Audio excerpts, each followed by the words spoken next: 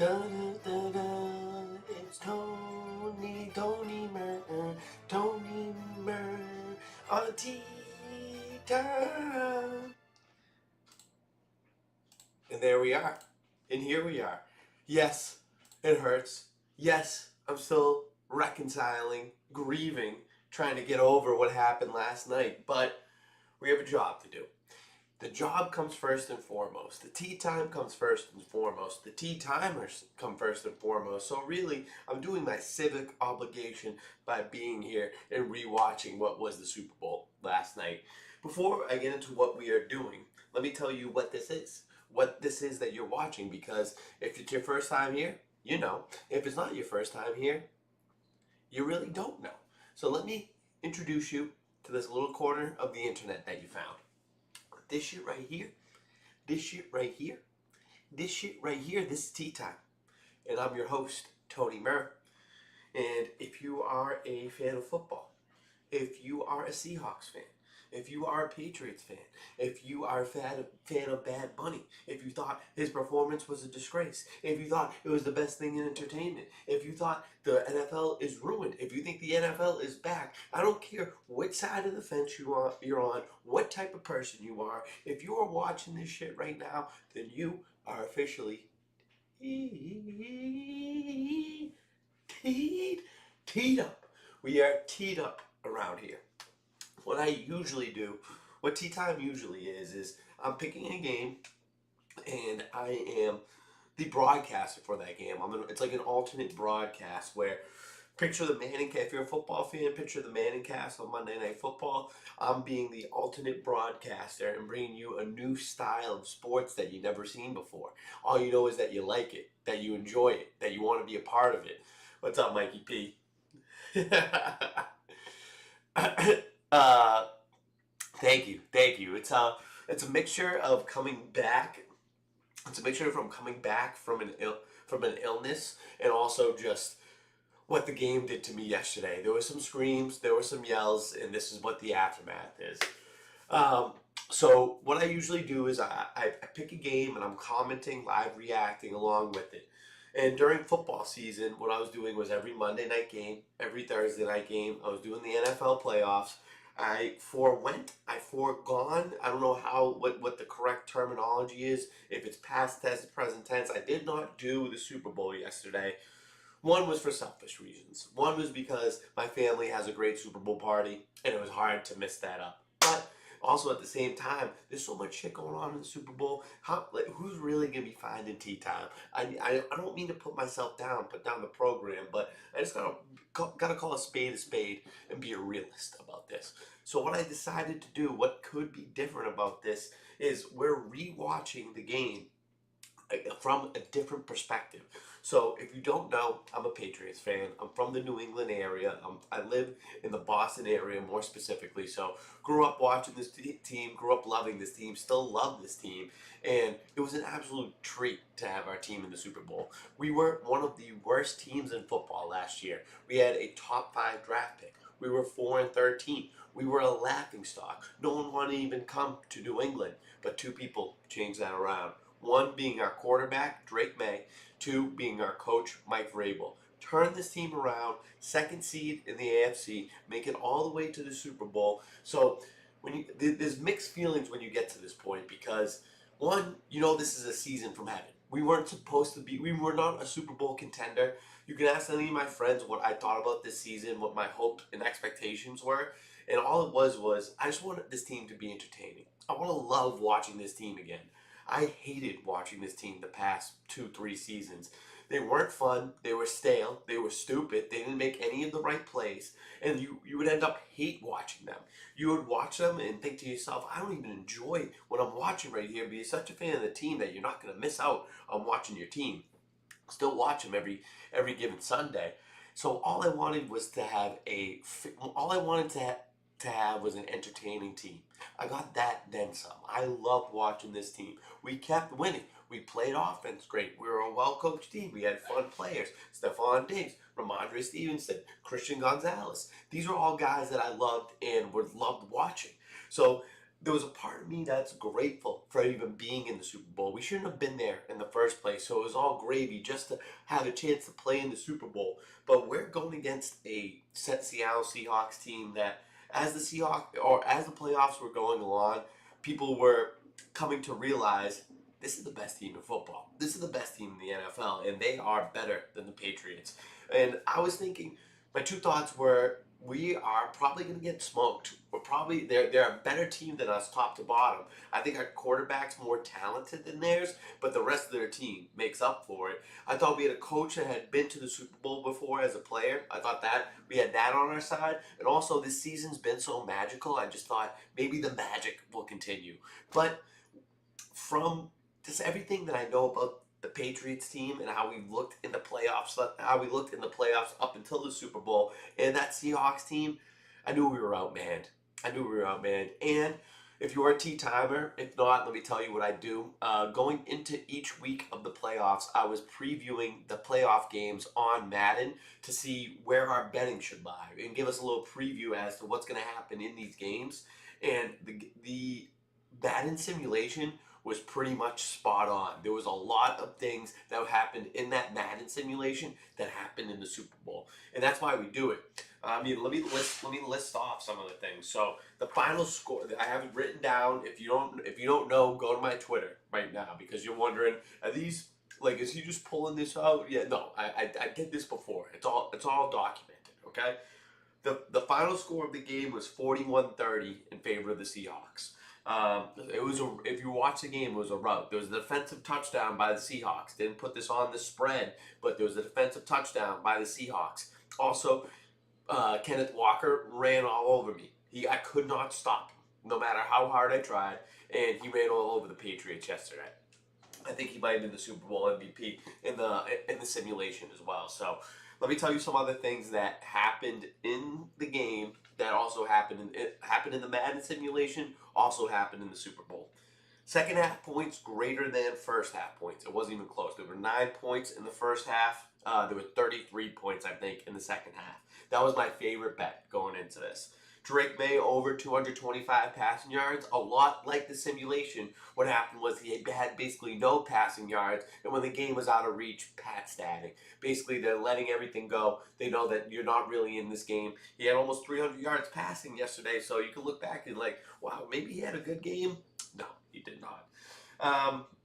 What else? Stevenson touchdown. Drake May interception. Heads on the coin flip. That wasn't in the actual simulation. I have a thing going where the past 5 Super Bowls I've been able to guess the coin flip, and the streak continued yesterday. Go to my Instagram right now, check out my story. That it's a part of it. There's documented footage. We got the heads, and then there's a Latina in my life, and she told me was the first song. This is something I couldn't find. I could not find. Oh, thank you, Mike. Mike, thank you for the. You wondering what the Instagram handle is? Yep. There we go. Look at that. Twitter handle. TonyMer707. It's right in the corner. And then T_time707 on the Instagram. You can check out the story on the Instagram for the coin flip. And then you can also look at X for the Madden simulation, and also the bets that I had for the game. Check out either of those, Mike. You'll find what you need to. The first song. So this is straight from Latina's mouth. I didn't know where I could bet on this. I feel like you could bet on this in previous Super Bowls. It was hard to find. The first song being from Bad Bunny, during the halftime, Titi Mi Pregunto. And it was. And she also had the last song too. We could have been dancing, doing the salsa if I knew where I could place this bet. That would have been a lot of fun. But those are all the bets from the Madden simulation and also from other parts of my life that I put out there. I think it was a total of 9-4, 8-4. So you made money if you did this. I'll tell you that much. All right. So now what we're doing tonight, what we got on the agenda tonight is, we want to rewatch this game from a different perspective. When you're watching with your family, when you're watching with friends, when you're watching with a group, there's a lot of things that you can miss. There's a lot of things that could go by the wayside because you watch it as a fan, you're excited. Maybe someone's doing something funny in the corner. Cousin Anthony's sleeping for a second. You wanna look at him, make fun of him for a little bit. That's gonna happen too. Then someone's walking in front of the TV. You're gonna miss plays. What we want to see is where things went wrong. Why did this Patriots team not perform up to snuff and not perform like they did the entirety of the regular season? I mean, my first reaction, my first thoughts were these two people really got in the way. Drake May, he did not look like he was ready for the moment.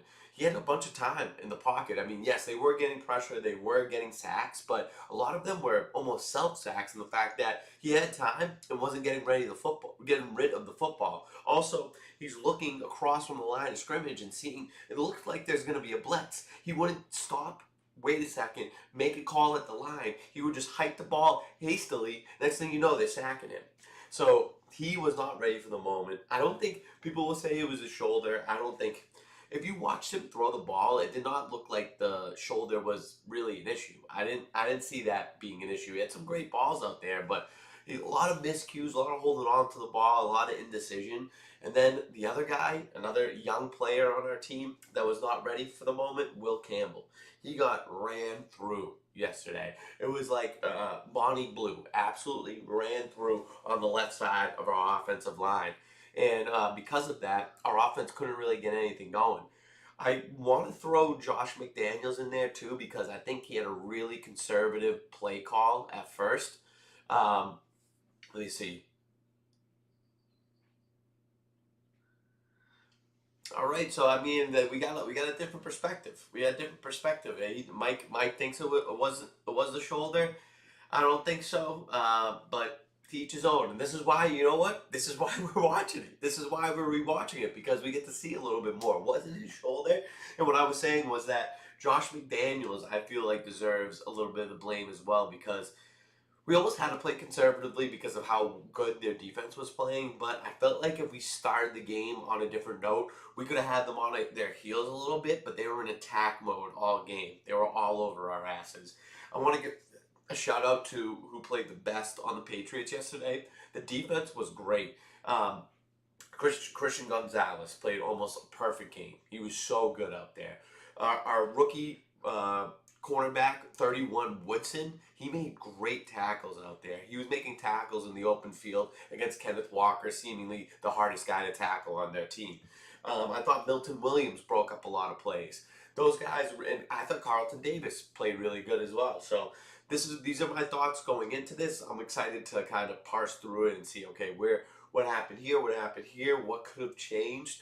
I know football, I know ball, I watch ball, but I'm not a ball knower in the sense that like, oh, we should have ran this play, we should have ran this defense. I'm not gonna be able to give that to you. But what I will say is like this is where we could have things could have went differently. This is where the game changed, so on and so forth.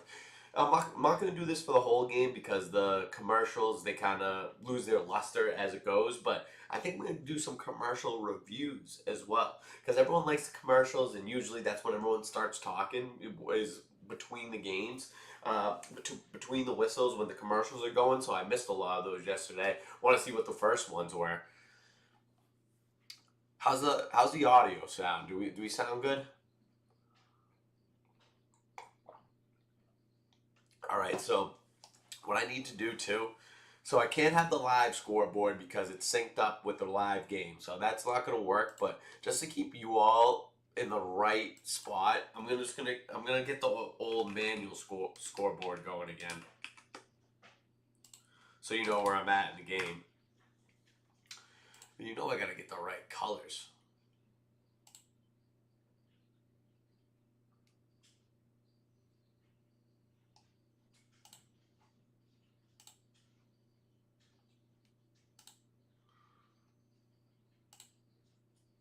I mean, that's pretty spot on.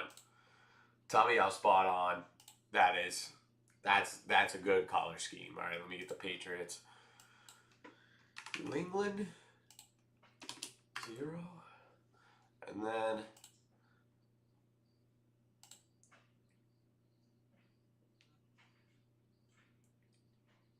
thank you, bro. I'm getting a lot of compliments on this thing. I gotta give a shout out to my brother's girlfriend. She got me this for Christmas. She got me this for Christmas, and it's a great hat. The logo, the logo always went. The logo always went. I kind of like the old school Patriots, like going with the little blue on there. We like that. Yeah, I mean, there through the streams, Mike. Since I started donning this hat, people have been asking for it. I'm thinking we got to start mass producing. We got to get a tea time store going. So the want what a gift by her is right. But the want for this hat and other tea time items, it's getting up there. It's going. So I think it's time to fulfill the wants and desires. So all right, we got the old manual scoreboard above my dome piece. All right, and then we're just gonna start watching. We're gonna start watching this game here. Boom. Let me see this.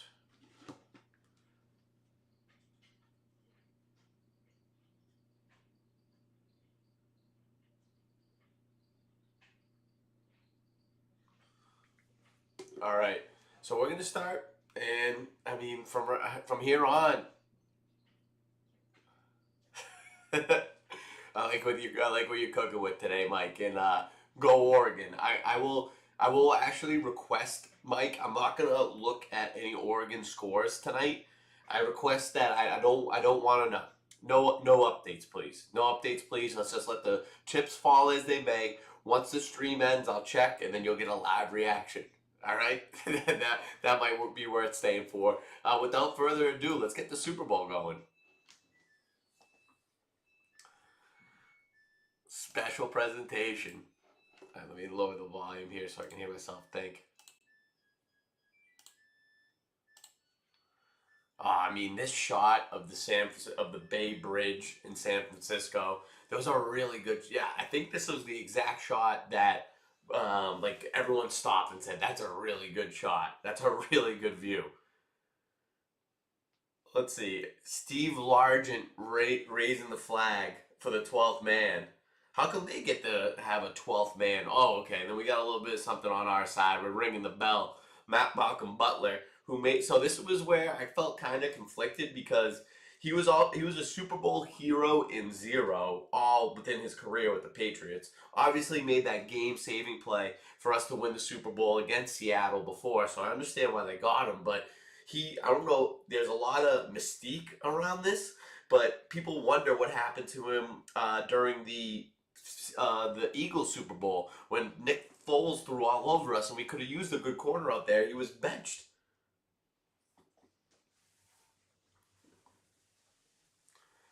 So that's why I felt kind of conflicted about him being there. What I did, I don't know. I like that it was like a really nice sunny day. That it was like I like that it was sunny during and it was like nice conditions for the Super Bowl. But I feel like the Super Bowl has to be at night. Like just looking at the sun being out and the players being there too, and looking at the sun being out. I don't know. It just doesn't feel as important. That's what I. That's what I was getting from it. We got Sammy D taking a knee, man in the offense. They're showing Milton Williams right now. Here comes the first play of the game after the kickoff to the Seahawks. Do they start at the 35-yard line? I thought it was always the 25. I'm so confused with that still. Hand off to Walker, first play of the game. Yeah, and then that was such a bad sign. He got 10 yards easy. First play of the game, 10 yards easy, and no one touched him until he got 10 yards. And then there was a lot of talk throughout the Super Bowl about Darnold's path to get there. How many he's been? This is his fifth NFL team, but I mean, I'm pumped for the guy. Everyone thought he was trash. He was left basically on the side of the road. He took the time to go to San Francisco, or learn about an offense, learn from a good coach, and then he took that to the Vikings, had a great season with them, and then took that to the Seahawks. Do you know there was a crazy stat that they're going to show? There's only two quarterbacks in the history of the NFL that had back-to-back 14-win seasons: Sam Darnold and Tom Brady. And Sam Darnold's the only one to do it for two different teams. Very crazy. So they're highlighting Njigba right now, and he was a non. If you look at if you watch the Madden preview of the Super Bowl and the Super Bowl, it was exactly the same. He was a non-factor. See that they just passed it to Barner, first down, about 15-yard game. We had a outsized Marcus Jones covering him by about 7 inches, and it was almost this play was almost picked off. Like you could see, yep, he read the shit out of this. At first, when I was looking at Sam Darnold play, I was like, he's nervous. He's jumping around in the pocket. He had plenty of time right now. Threw the ball along the sidelines right there. This was one.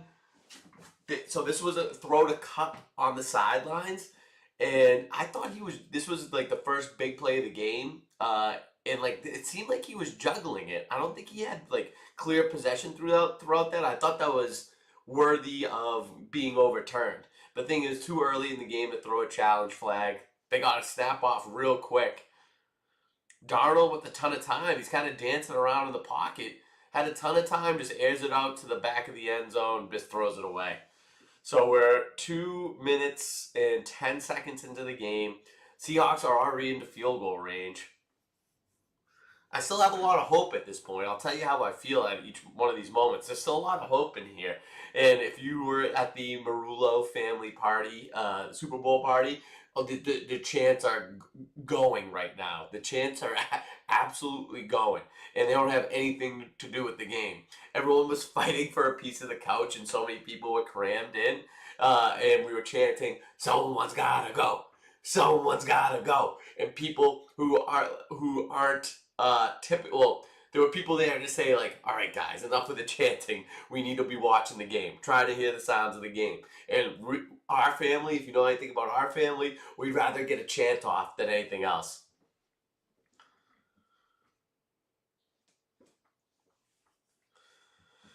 All right, so we're highlighting Kenneth Walker right now. He's had a great postseason, 4 touchdowns. All right, let's see here. We got a 3rd and 7 coming up. They're at about the New England 15, coming up on 3 minutes into the game. A little fart happened. I remember a fart happening then too. All right, yeah, they're at the 15-yard line. Sam Darnold with time to throw, throws it to the corner, out of reach. Carlton Davis on the coverage, and he was on him. He was on him. Hawkins comes over there to give him a nice high five and say, "You are that guy. You are him. Buckle up because you got the coverage going." Carlton Davis, not one, but not two, but the third in the coverage. And therefore, they forced a field goal, and they had a pretty easy drive up till this point, and the Pats stood strong. And this was the theme all night. This is where my fandom got in the way. And usually, when I'm doing the tea time tailgate, hold on. When I'm doing the tea time tailgate, I always say my money does not have fandom. My money has no alliances except to myself, not to the Patriots. So we were at what we do as a tradition is we go to the Encore casino before the Super Bowl, and my dad was placing bets, and I wanted to place a bet myself. Hold on, let me pause this. I wanted to place a bet myself, and I'm looking at the options available on the kiosk, and plus 200 for the highest scoring or the highest point getter on either team within the Super Bowl. The person with the lowest odds, the most likely person, was Jason Myers, the kicker for the Seahawks. I love that bet. I love that bet, but as a Patriots fan, I couldn't do it. It was a juicy bet too. I wanted to, but as a Patriots fan, I just couldn't root for it. All right, wait, Halfway Insurance. I don't know what this is about, but this is the first Super Bowl commercial with Danny McBride and Keegan Michael Key. Oh, nice. Who is this woman in this? Is this Haley Steinfeld? Jeez, she's good. She plays.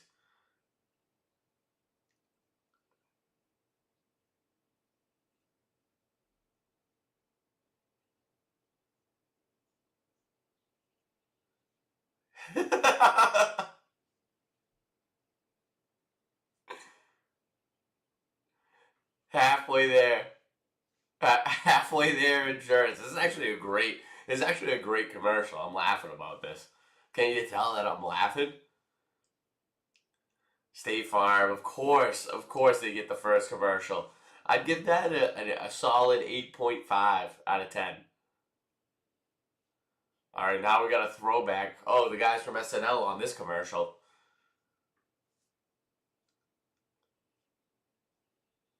And the DraftKings commercial second, of course. I will say, I mean, I'm a guy that's using the apps. I'm not a DraftKings guy. I'm a FanDuel guy.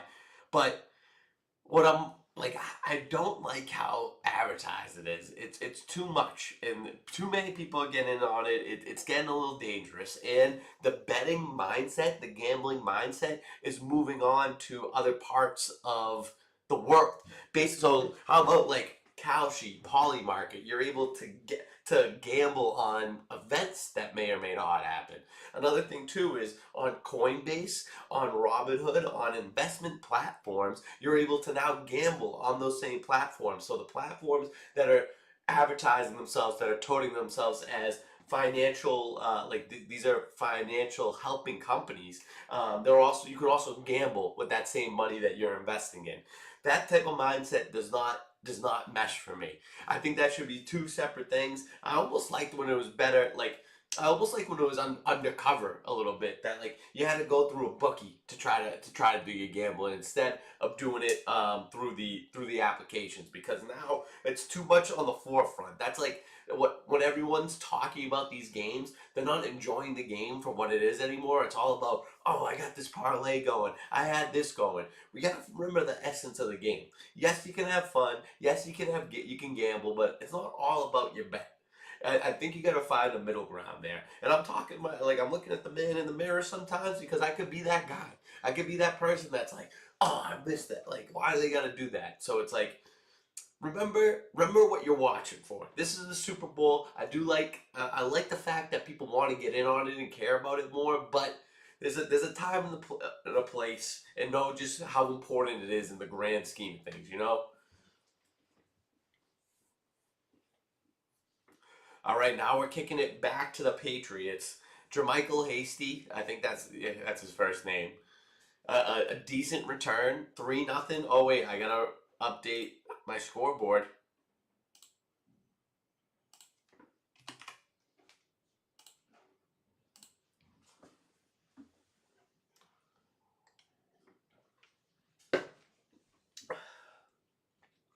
All right, Matt Collins getting everyone going right now. Did anyone else see the outfit that he showed up in? I love this. Like he had like a mask on, like he was an eater, like he was in handcuffs and chains on his ankles. I like the sentiment, but dude, you can't lose. Like that is a non-negotiable, non-losing outfit. You cannot lose in that outfit. Great run from Stevenson to start out. And what pissed me off is that we were using Stevenson and then we forgot about him for a big chunk of the game. The offense had to go through him. He was the catalyst. He needed to be the straw that stirred the drink. And instead we were just going instead of stirred, we were getting it shaken. And that's where we fell apart. It shook up our offense. How we needed a straw and didn't have one. We were shook up. 2nd and 4 for the Pats. Handing the ball off again. There's Stevenson, just short of the line to gain right there. Another decent run. But that looked like a run that was going for nothing. And he got a couple of yards out of it. 3rd and 1.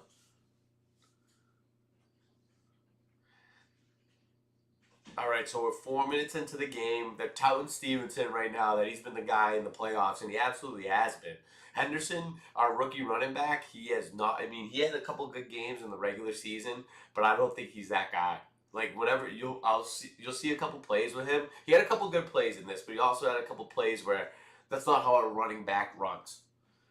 All right, 3rd and 2. Drake May in the shotgun. First pass of the game, a little swing pass to Stevenson, and he dodges a tackle. So that first set of downs there, all Stevenson.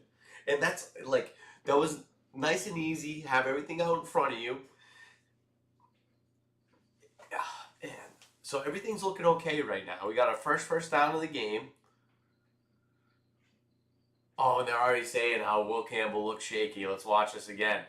Oh my God, he got bulldozed. There were so many times where he wasn't getting any pressure and he was already conceding space. He was already backing up into the quarterback. He was getting worked all game by this number 7. All right, we're double handoff. He's getting. Oh wait, he got the coverage there. Oh, great stank leg by Pop Douglas right there. Absolutely froze Thomas on the sideline. Really nice move. This plants his leg, and usually Pop Douglas is someone who wants to make a play in space and can't. He has this ability, but he always loses his feet. Look at that cut though. The guy looked to the side of him to say, "Oh my God!" Like, how did he possibly just do that? He was befuddled. He was confused by that move. That's how good of a move it was. All right, we're handing the ball off to Stevenson. He gets a first down. Okay, we got 2 first downs to start the game, and you'll come to find out that first downs were hard to come by as the game went on.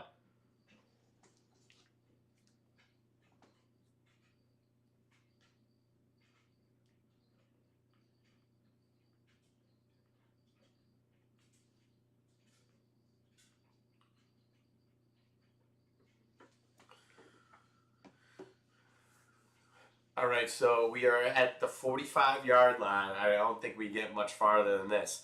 Almost halfway through this.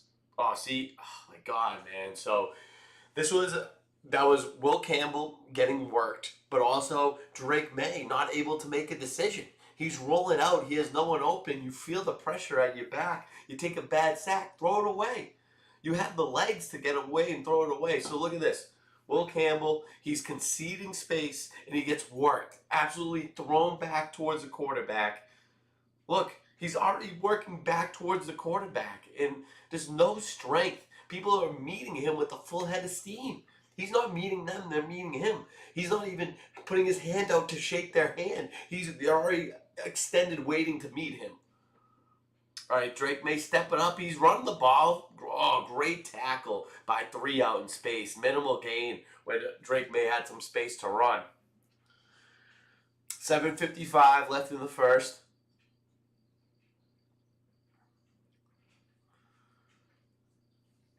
All right, stepping up. Yeah, we needed almost a better block from Henderson right there. And oh my God. I mean, the fact that friggin' Will Campbell's belly was out there and he needed to tuck his shirt down like all fat guys do when their stomach's out, tuck it down to hide the stomach. I want you giving a shit about your stomach. I want that thing to flop around because you're thinking about everything but your stomach. All right, another blitz by Witherspoon gets to us. Drake May throws it to no one. This guy Witherspoon, he was blitzing freely at the quarterback. No one was picking it up. I was reading online today that the Mike McDonald defense, basically it's not saying that, they don't make calls to say that you're going to blitz, that you're going to blitz. No one was open on that play either. Hated that play call. But there's not a specific person that's going to blitz. It's just that whatever offense that they show, someone on the defense says that they're going to be the person that's blitzing. So that makes it very confusing for offenses to keep track of and also have have a clue as to who's going.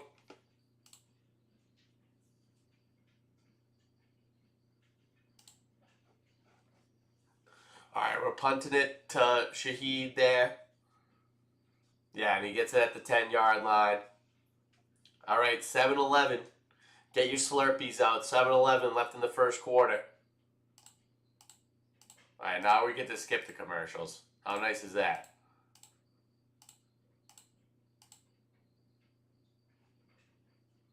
All right, here we go. Seahawks with the ball. They're at about their own 10-yard line. Sammy D in the shotgun. Weird formation right now. And he fakes the handoff. He's rolling out to the left. We get pressure on him. Oh my God, great play. Great play by the defense right there. 31 on the coverage. Woodson. He looked, oh my God. Hit our corners yesterday, played so damn good. And we could have picked this ball off right here. Spillane was right in the right spot, just out of reach. This was a dangerous throw that he threw. Rolling out to the left, he's not even open. He could have made that catch, honestly. But it goes right off his fingertips. And let's see. Oh, yeah, no, he couldn't have caught that Spillane. All right, 2nd and 10. They're still at the 10-yard line. Sam Darnold in the shotgun, looking left, throwing left, short throw to Njigba. Gain of 5, and then an easy tackle for Carlton Davis right there. Another one of our secondary players who had a great game. The defense was great. The defense was great. In my mind, we are so in this right now. We're controlling the game. We're holding them on offense.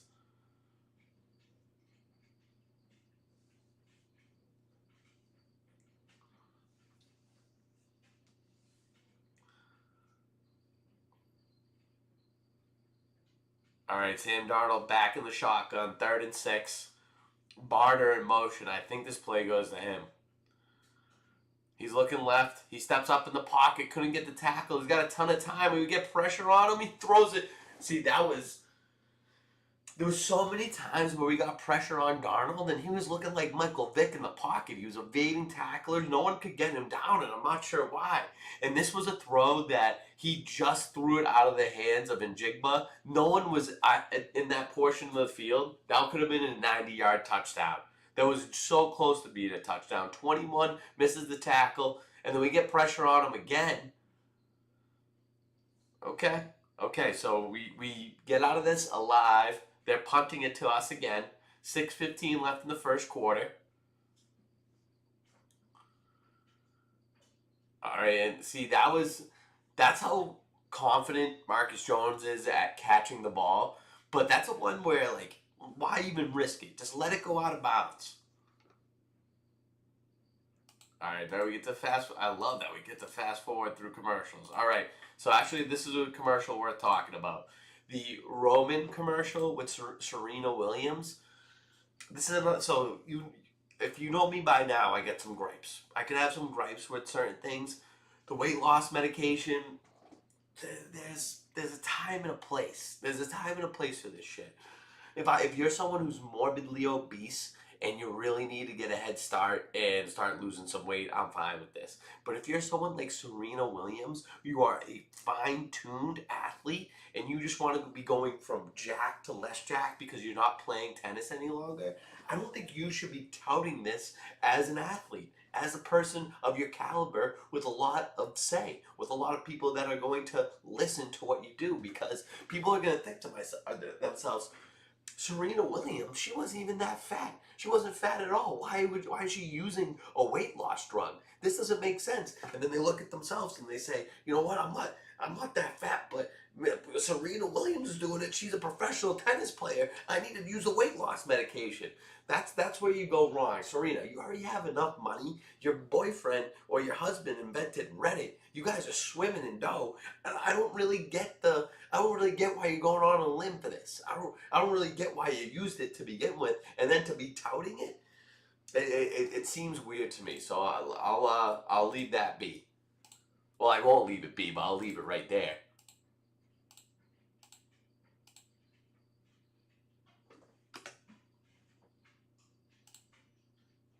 Oh, look at that blue ocean now. Okay, get me back. All right. New England back on offense now. 6 minutes left in the first quarter. All right, we're handing the ball off. It's a fake. Drake May stepping up in the pocket, looking to make a play, and it's a dime to Booty. Absolute bullet to Booty, and we're already on their side of the field already. That felt great right there. And, oh, man, we had some good stuff on offense at first. 3 first downs in the first 2 drives.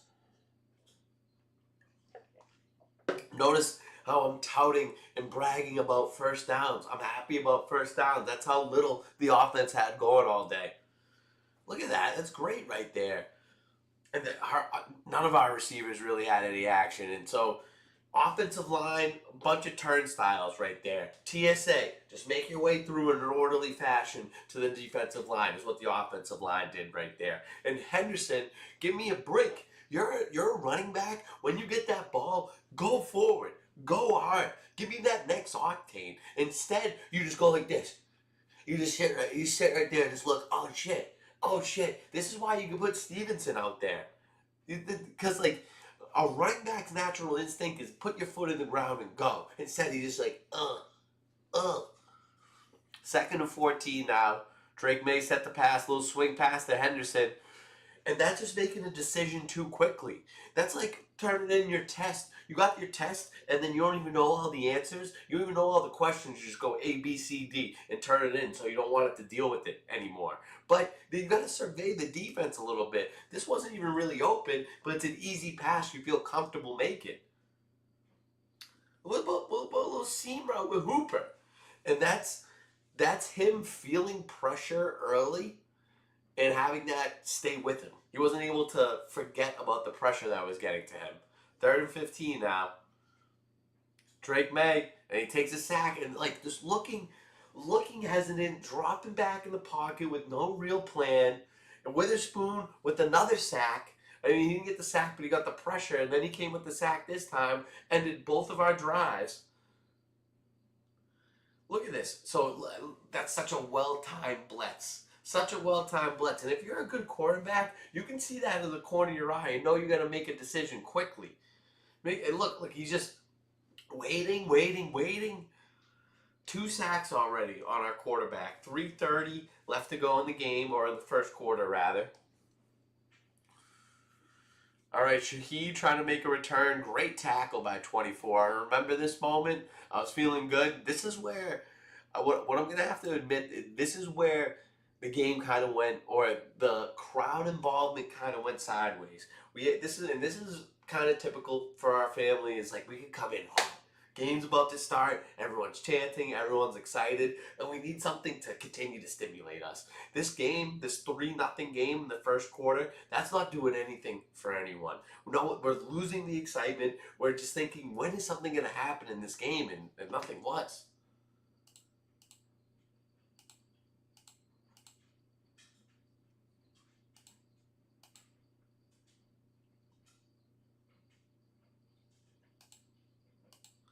So these cloud commercials, like it's very weird to me seeing AI commercials. I know AI has been around for years. I use it every day, but just having AI commercials, something doesn't sit right about this. And then they throw in a good song. What's the difference between me and you? And that um, you have that association with the song that you love, and it's a throwback song. Using it with AI, it makes you feel more comfortable about the whole thing. I see what you're doing, Cloud.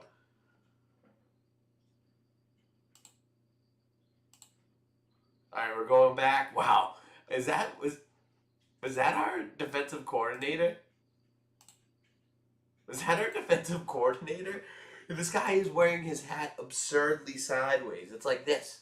He's going CC Sabathia. Yes, he's our inside linebackers coach, but he was turned defensive coordinator because our defensive coordinator got sick in the middle of the year. I've never seen such a sideways ball cap out of a defensive coordinator or any guy on the NFL sidelines, for that matter. Extreme sideways out of him like this, like he's on the mound.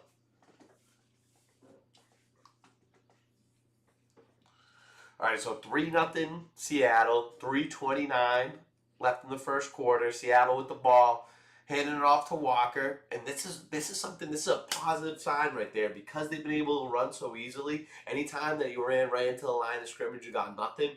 We're celebrating the defense. We're happy about that.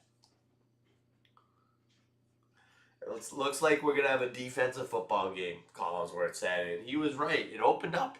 It opened up in the second half, as the Madden simulation would suggest, but it really was a defensive game. And without a defensive touchdown, it would have been 22-13. That's a low scoring game. 35 points. All right, we're handing the ball off to Walker, and we bottle him up again. It's like a Coke distribution center. We have a bunch of liquid. We bottle them up one by one. But sometimes the liquid got loose, and we couldn't bottle them up.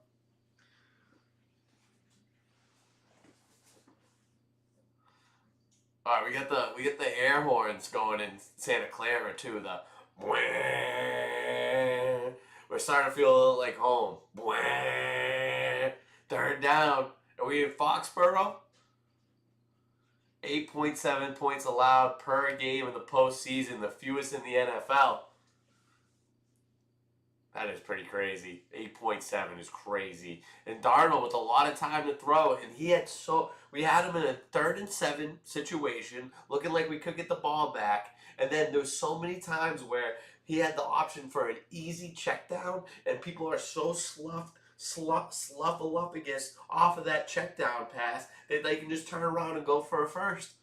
Perfect example right there. We had him 3rd and 7, can get the ball back, and then that's just a backbreaker. That happens enough times to a defense that it tires you out. You start to lose hope. 1.5 minutes left in the first quarter. Sammy D. We got a little. Oh, it is an end around to Shaheed, and there's a great tackle. This guy is known to be a speedster, Shaheed, and Woodson meets him in the backfield, tackles him by his shoelace. You can't even take those to prison, and you're basically in prison if you're in the same vicinity as Woodson. He's going to grab you by the shoelace and tackle you. That's how good of a tackler he is. Just grabs you by the shoelace, watcha! Little George Lopez, watcha! Great tackle. Solo tackle on Shaheed in the open field. Woodson has the most tackles for the Patriots in the postseason. See, I'm not just seeing things. This is happening every game. We're sending pressure. And we got to him right there. Great playing. 2nd and 15, turn to 3rd and 15. What was great about this game, there was a lot of things that sucked about this game. A lot of things that were boring. One thing that was great about this game was the lack of penalties. I think we went through almost the whole first half without any penalties. Great. Great pressure. We got to him. No flag on the play. No foul play. Spillane with a nice tinted visor, looking real cool. A linebacker with a tinted visor who's number 14. That's just a cool look. All up and down. So 37 seconds in the first quarter. It's 3rd and 15. They can't be looking for much. Oh, wait, they are going for a first down just out of reach. Sam Darnold did not have a good game. He didn't screw up too much or at all. I don't think he screwed up at all. But there was times where people were open and he didn't make a good throw. He started off this game like he was like 8 for 20 or some shit. Marcus Jones, highest yards per return for punts in NFL history. Minimum 75 returns. 14.3. This guy, I've said it once on stream before, I'll say it again. He is an absolute playmaker. Get him the ball, he'll make something happen.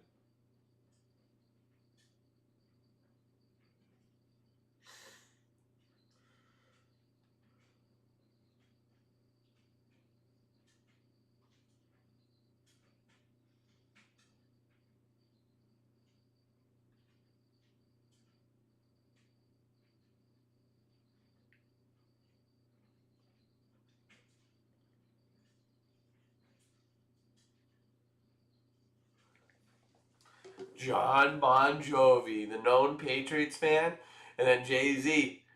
I'm surprised. Was that his daughter?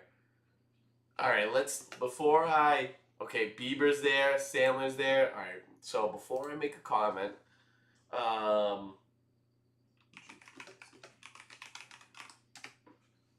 Blue Ivy, okay. Okay, never mind. I was about to make a big contradiction. Never mind. We're gonna move on. Okay. There's Sandler. He's got his Patriots hat on.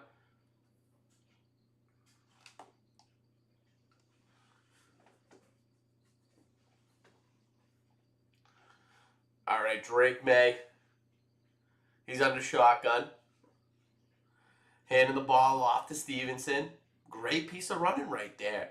That's the difference between Stevenson and Henderson. Stevenson does not see a hole. He makes one just by barreling through it. Henderson just runs up some offensive lineman's ass. Doesn't make the pile move at all. That was not there was not an opening right there. Stevenson made that a gain of 5 or 6.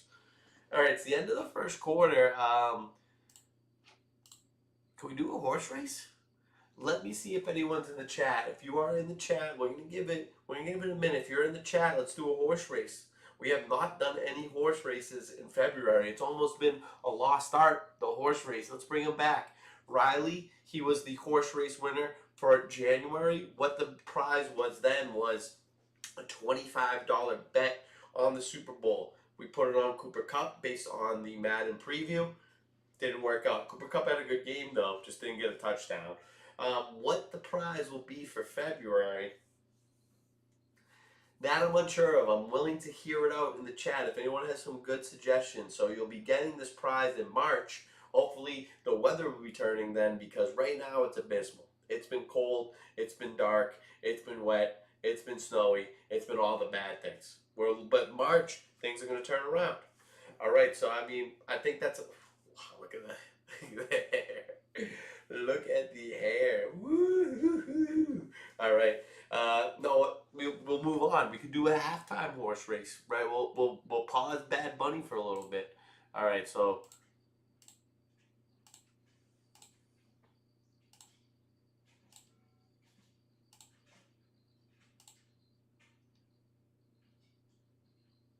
this was a commercial that confused me. Emma Stone commercial. It's about getting a domain for a website.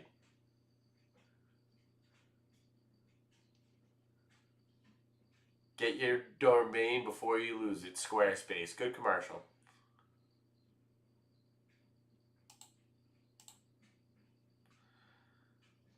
Hall of Fame class of 2026. Drew Brees, Larry Fitz, Luke Kuechly, Adam Vinatieri, Roger Craig. Roger Craig's the only guy that I don't know. These are all legends. These are all legends. I got no qualms about them being in the Hall of Fame. Big fan of all of it. Well, Robert Craig, I'm not familiar with your game.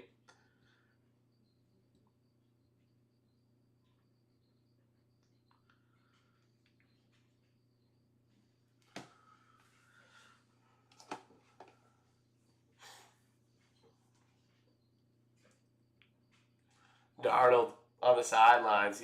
Different player. Sammy D with the beard. Different guy. All right, starting the second quarter now. Patriots with the ball, 2nd and 5. Good field position. They're at the 37. They're on 37.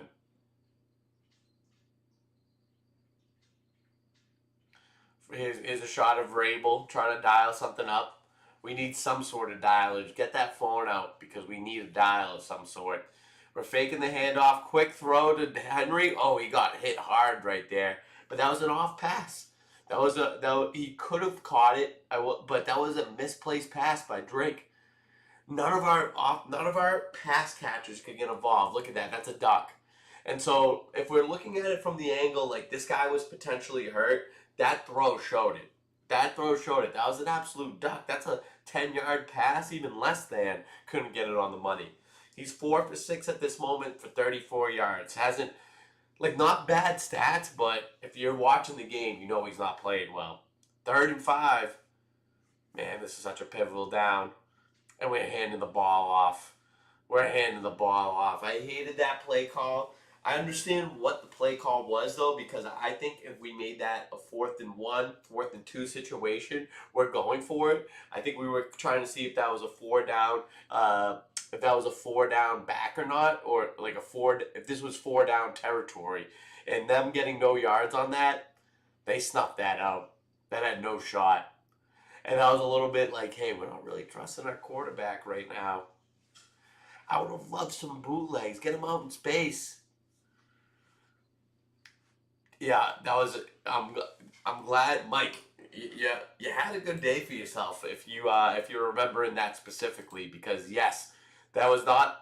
I think we were trying to make that a 4 down situation, but it blew up in our face. It didn't work out. And so we're talking about Sam Darnold again. We got some graphics going to show, look where everywhere he's been around the league. He was a USC Trojan, then he was a Jet, then he was a Panther, then he was a 49er, then he goes to the Vikings, breakout. Then he goes to Seahawks, even more of a breakout. He's in the Super Bowl. And then second QB with consecutive 14-win seasons. And look at this. At this moment in the game, he's 4 for 10 for 54 yards. Neither of these quarterbacks are doing shit. 3-0 Seahawks. They got the ball back. Little play action. Sam dropping back. Oh my God, and this was a great play. Gonzalez with a Superman deflection. That could have easily been a 90-yard touchdown. Gonzalez with heroic play, jumping in the air, one-handed deflection. This was an amazing play. What a play! And it was a deep ball from Darnold. He really aired this thing out. He was sticking with Shaheed the whole time too. That was a 60-yard pass in the air from Darnold. Well played by Gonzalez, one of the best players in the Super Bowl. All right, we're handing the ball off to Walker. And this happened all the time right there. We were missing tackles, 2 missed tackles on the sidelines. That was a gain of about 30 yards. 2 missed tackles on the sidelines. There was so many times where it seemed like we had him Coke distribution center bottled up in the backfield, and then he just bounced it around. Milton Williams right here with great penetration all the way in the backfield. That's Barmore. There's Milton Chase on right there. Milton Williams missed a tackle. Another missed tackle. All right, deflected ball. What they just showed the stats: 6 rushes for 46 yards for Walker, and we're just starting the second quarter.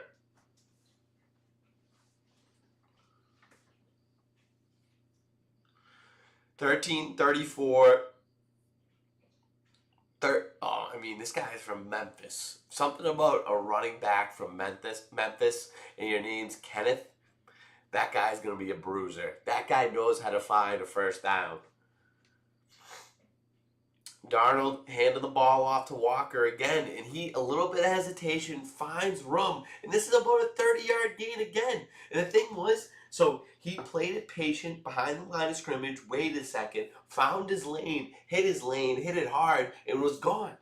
It was about 30 yards downfield before he even got touched. Untouched right now. Through the line of scrimmage, past the first down marker, legit 25 yards downfield was the time he first got touched. He won MVP, and it was well deserved. He looked great.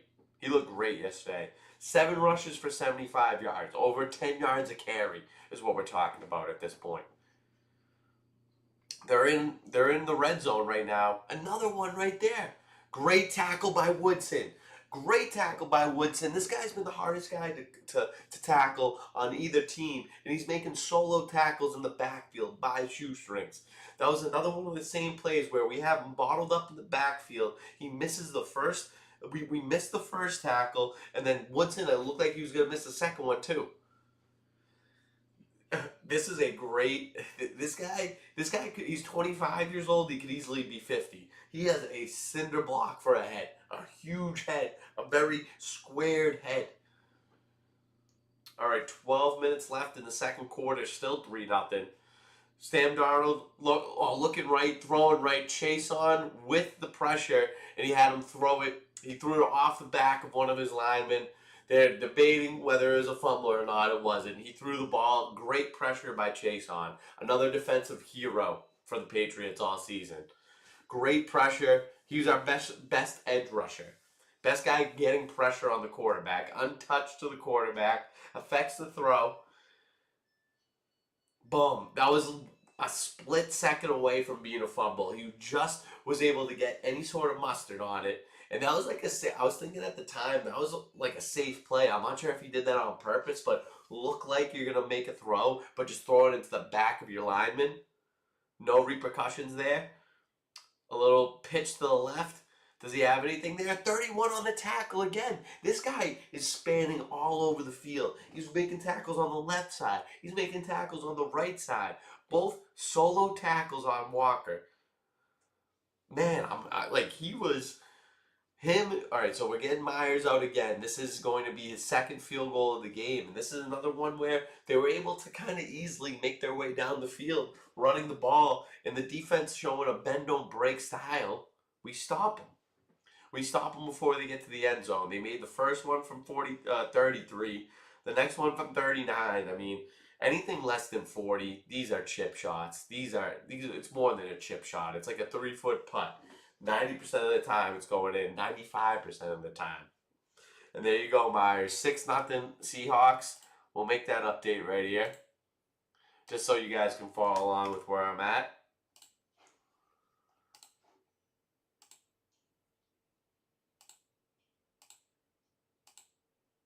I like this commercial too. It was the polar bear taste testing Pepsi and Coke. He liked the Pepsi better, and he was so distraught that he was going to therapy. He didn't know who he was anymore.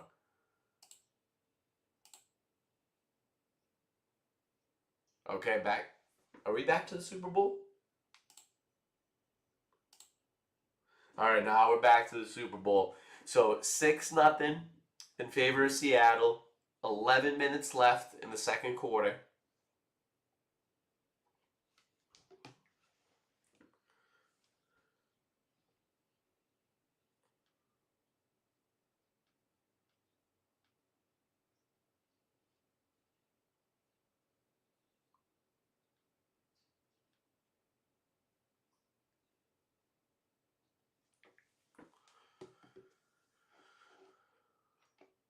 4-13. So we got another good graphic going. The 4-13 Patriots. Like I was saying, so 30 players on in the first year with their team. Most by any Super Bowl team. Completely new team. Vrabel brought some of his guys over. Completely changed the program to what it was. We were getting away from Patriot football, away from what it meant to be a Patriot. He's reestablishing culture, and I love that. Henderson, that was actually a decent run by him. That was an unlikely run by him because he's usually the one that he's not able to do it between the tackles. He found some space for himself. And now we're getting a shot at our first shot, really, of Tarico and Collinsworth. And very classic looks. I'm always going to comment on the suits. Very classic look from Tarico. Very classic look from Collinsworth. I'm liking Collinsworth a little bit more. It was the tie. The tie put him over the top. It was a really good tie, I think. All right, Drake May with time. See, that was horrible. That was one of the worst ones. He was just sitting in the pocket. He had so much time. It looked like at least a couple seconds, and then the offensive lineman got blocked all the way to him. It was like he was completely oblivious to what was happening right in front of him. This guy, Mills, 98, looks massive. So I mean, this is decent. I mean, he got bulldozed. He got pushed over pretty easily, but it's enough to it's right in front of your face. He's looking at it. He's looking at it and not doing anything, not scrambling, not trying to make a pass, just watching it as it's happening. He's like he's frozen, and then we do a little screen pass to Diggs. That's decent right there. Gain of 5. Oh wow, the ref went flying. Where'd he come from? Ref went flying into the frame. Oh, people were trying to get under Diggs' skin. This was happening all game. I don't know if he was talking shit. So this is where I gotta say, this is where Diggs was starting to. This was making me nervous because he was getting into scrums. People were chirping him early, and he has not succumbed to that all year. And this is him where when he's playing his worst, when he's not playing his game, this is the shit he's doing instead of being a leader out there and leading by example. And I think there was some inner turmoil happening within Diggs because granted, we weren't getting anyone really involved on the offensive side of the ball, but he only had like 30, 40 yards. We need him to have 70 or 80. We need him to have about 6 or 7 grabs. And so what I'm hearing, what I'm seeing on the internet is he had multiple baby mamas at the Super Bowl. Having that in your head as you're going to play a Super Bowl game, I don't know how you do it. I don't know how you do it. That's too much to think about. And you haven't seen this from him all year. So this was making me nervous.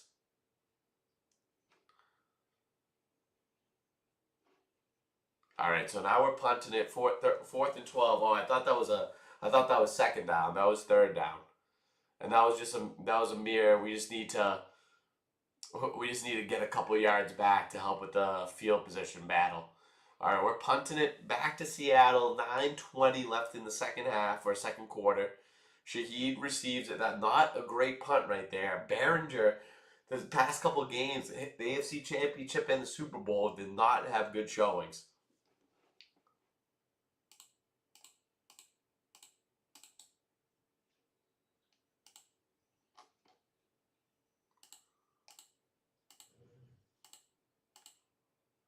Oh, look at this. Now, this is where we're having some talks on the sideline to say, all right, we got that big guy, Moses, on the offensive line to say, this is where we do something. This is where we need that. And you know you're in a bad spot where if you guys are having those pump up speeches in the middle of the game and you're not responding to it and nothing's changing, then you're in a bad spot. Another situation where we look like we got Kenneth Walker dead to rights in the backfield, not able to do anything, and then he bounces it outside, first down or second down and very short. See, and then Collinsworth is bringing up the same thing. 10 rushes for 80 yards. Man, I mean, like, you're not going to win a game when you're going against that on the other side of the ball. Second and one, they're going to be handing the ball off again, I'm pretty sure. Hand the ball off Walker. And this is one where I was surprised that they gave him the first down. He ran right into our line. Didn't look like he got anything out of it, but apparently forward progress got enough. First down, and the clock continues.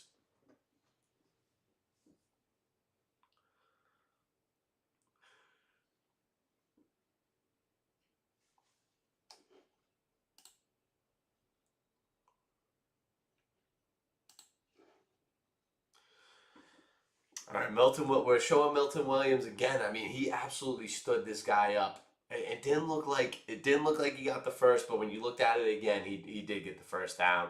All right, they're at the 40-yard line. They're already in a good position on the field. Darnold, he escapes again. Like we had, how are we not tackling Darnold? Darnold is like he's a statue back there. He should go down like a sack of potatoes. Should go down easily. We're getting our hands on him and not taking him down. We were getting the pressure, but not actually getting to the quarterback, making a play on the quarterback. Luckily, it was an incomplete pass, though.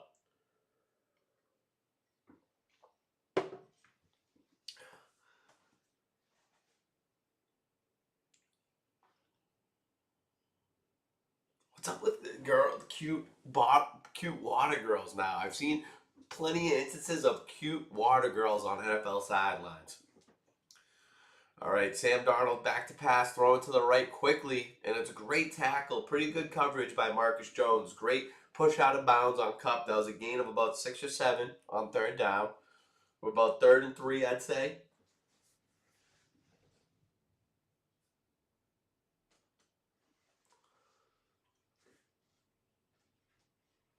All right, so they're saying that Cooper Cup never asked for the ball. He's just a guy that goes out there and does his job. And now, I mean, this is a guy who's a two-time Super Bowl champ. He does what teams need their receivers to do in order to win ball games. People talk about his blocking ability a lot. I can see that. So we're pressuring right now. See, another play right there. Another play where we have hands on Darnold. We should be getting Darnold on the ground. Stop, drop, and roll on Sam Darnold. We can't get him down. He's able to get the ball away. First down Seahawks. A little pass to Kenneth Walker right there. Look, Milton Williams gets to him. We can't, but he's just avoiding pressure ever so slightly.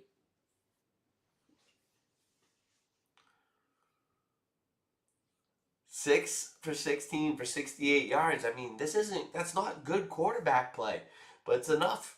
It's enough in this game. Darnold handing the ball off to Walker, and that's a good run right there. Gain of about 4 on first down, and this is what it's been. I think. Do they get it? Do they get 3 points here? Or do we stop them?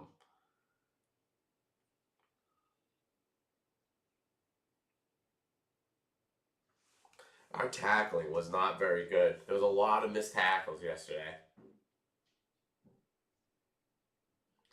6 minutes left in the first half. Sammy D under center. We're handing the ball off to Halani. Gain of nothing right there.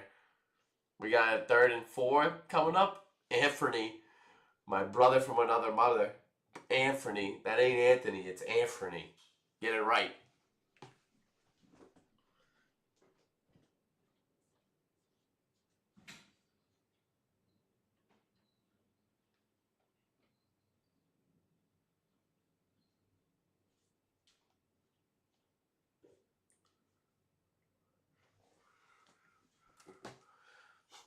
All right, we got 3rd and 5. They're debating whether they're gonna punt yet, but we still gotta play this down. Collinsworth.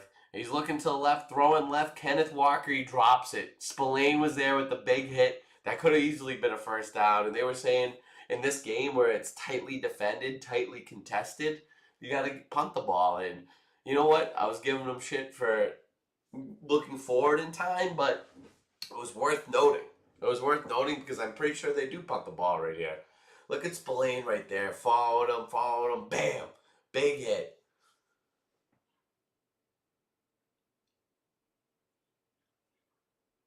Oh, so Kenneth Walker, not a good receiver or blocker.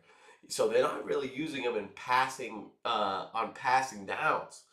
He's just good at running the ball. I did not know he was a little bit of an incomplete back. And this was another problem that their punter Dixon, I feel like I've seen it before. There was so many times where he pinned us. So many times where we were in long situations. We needed 96 yards. We needed 99 yards to score a touchdown. I remember this Nerds Clusters commercial. That was something that stuck in my mind. This is another one that I like too. The Uber Eats commercial with McConaughey and Bradley Cooper. Oh my God! What, we got a Guy Fieri commercial with different hair? Look, that's awesome. Just the guy and guy where he's going from regular guy to guy. I wonder how they, like, what sort of effects did they use to get him to look like the different guy? I want to know what Guy Fieri looked like before the fame, before the spiked hair, before the bleach.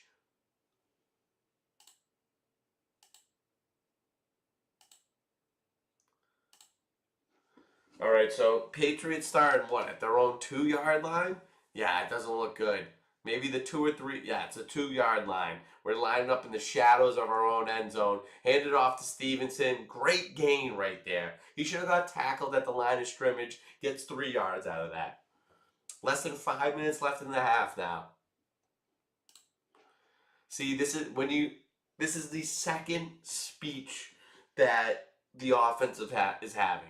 They're trying to instill some confidence. They're trying to light a fire under them to say, "All right, we need to get things going. We need to get things going." And when the more and more that you give these type of speeches, the less and less that you get out of it. It's really got to be like a one and done where you say everything that you need to in that first one. If you're not saying it, then it's not going to be resonating. And at a certain point, it's like there's nothing that we can do. It's not a matter of inspiration. It's a matter of ability. First time out.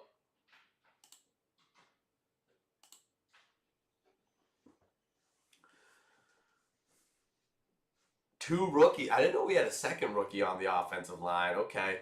All right, we got a 2nd and 7 going on here. All right, Drake May set back to pass, throwing it, and he's a little bit off the mark again right there. And this is where he was one of the most accurate quarter. Yeah, I think he might have had the highest completion percentage in the NFL this year, and he was just off the mark yesterday. I don't know if it was nerves. I don't know if it was the shoulder injury. I don't know if it was a combination, but now I'm seeing it through the lens of the possible injury angle.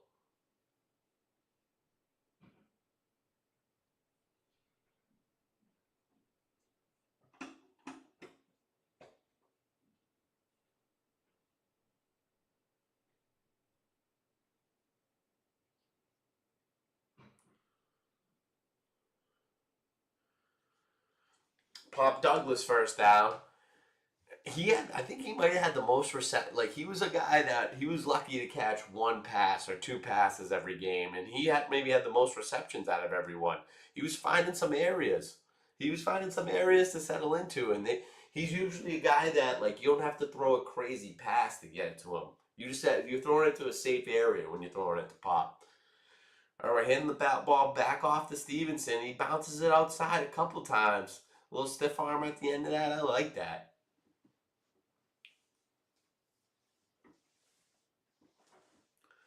You see, no penalty. Tarico just brought it up. There has been 0 penalties in this game so far. We're almost to the halftime.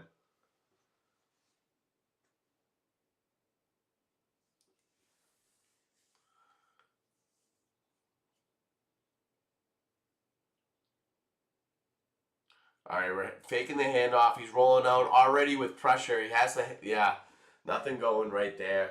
Was that a missed assignment? Is it like there was no one open? He had right when he got out of that bootleg, he was looking straight in the face of a defender trying to tackle him. Mafe versus May. I didn't know they had a Mafe on their team. Very nice. Ooh, ooh. Take a look at the hair. Oh, wow, that's whacked.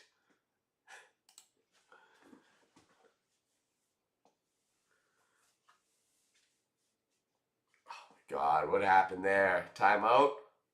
Flag, the first flag of the game. False start on Will Campbell. Oh, this was the worst showing. This was where people started I didn't really notice Will Campbell until right now, and this is like, oh God, he is outmanned and outmatched. False start by him. He got off early and then he got pancaked. He got smushed. This was an all-time embarrassing play because not only did you cost your offense, but you got put on your ass while doing it. Watch this. Oh, yep, he just a little bit of a lean back, and like that's how he's been playing the whole game on his heels, and he gets popped too. That was adding insult to injury to the highest degree. Drake May set the pass. He's stepping up, throwing it deep, and I think he's throwing a little bit to Mac Hollins. Yeah, that's out of bounds. That's nothing. Look how easily he corralled that ball. Just a bouncing ball, grabs it with one hand. This is how athletic these guys are, but that's also a testament to how just big these guys are as well.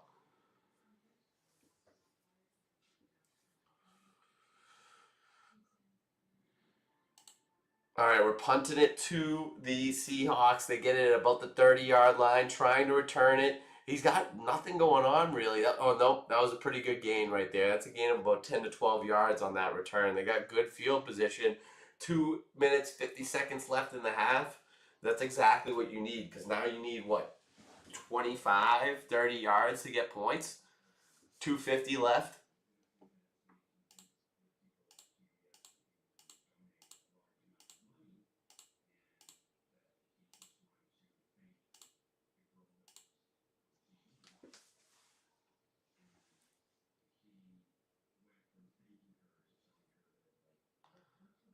All right, we got Darnold under center.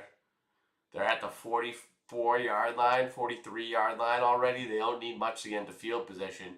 Bootleg pass. He turns his shoulders around. Great play.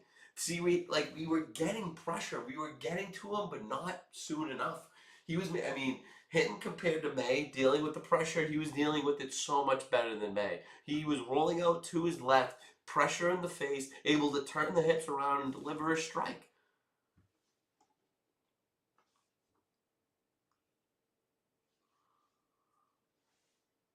He led the NFL with 20 turnovers, zero turnovers in the playoffs, and that was where the coach had to say to him, like, "Hey, we have such a good team. We all you need to do is get out of your own way. You do get out of your own way, we're gonna be swimming.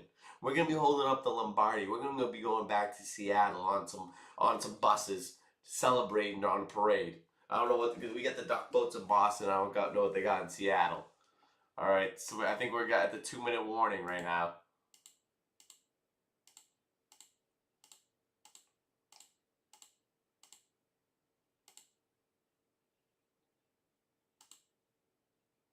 All right, we've got the game back right now. Give to Walker. No gain on that. They are into Patriots territory, but they're not into field goal range yet.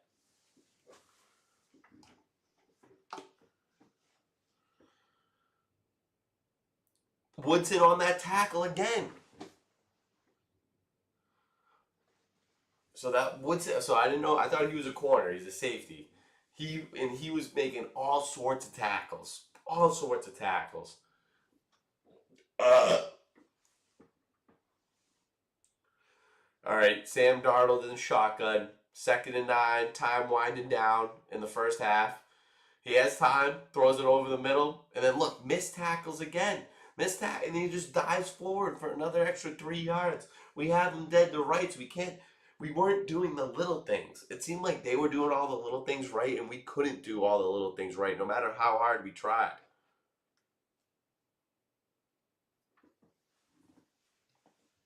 And we're showing Mac Hollins right now. For what reason, I'm unsure.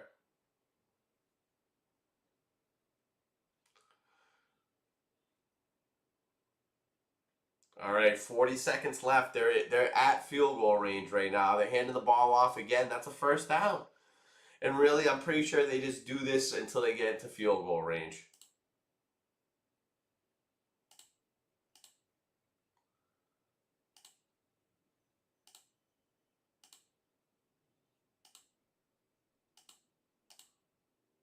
Now we're just going through some commercials. Whenever there's silence, I'm just going through commercials.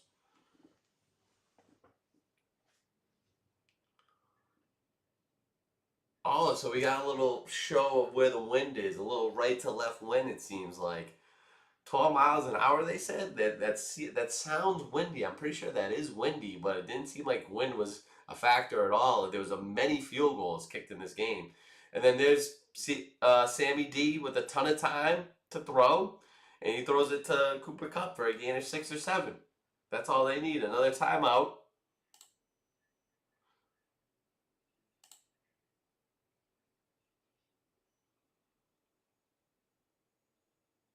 So it's 23 seconds left. 6-0 Seattle. They have they have 0 timeouts left. They're safely into field goal range. Are they going to take? I forget if they take shots at the end zone. This is the time to take shots. And yeah, just another short pass right there. They didn't really need it. So this was a catch by Cooper Kupp that I definitely thought was. So it ended up being an incomplete pass. It did not matter either way. It was probably their drive was probably gonna end in a field goal. I still think he caught this pass. He had the ball was touching the ground, but he had both hands on it, and the nose of the football did touch the ground, but he looked like he had possession of it. It was such a strange play. I thought he had that, but they called it no catch.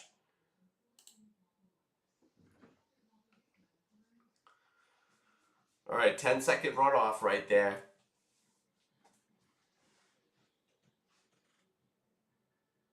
So, like, what I don't understand about that 10-second runoff is, like, they get penalized for that play being under review.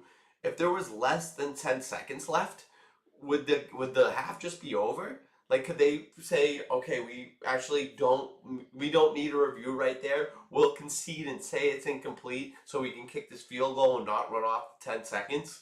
What happens in that moment? Or do they let them have one last play? I think that would probably make the most sense. They let them have one last play. What's going on with Vrabel's eye right there? He's got a little squint in the left eye. It's looking more squinty than the right.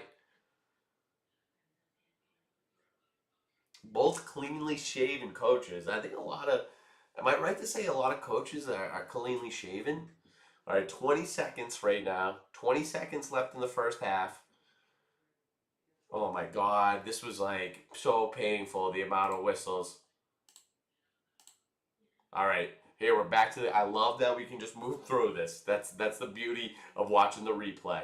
All right, he's going towards the end zone. He takes a pass. Another great play by Gonzalez. He thinks he should have picked that off, and he almost did. He had both hands on this.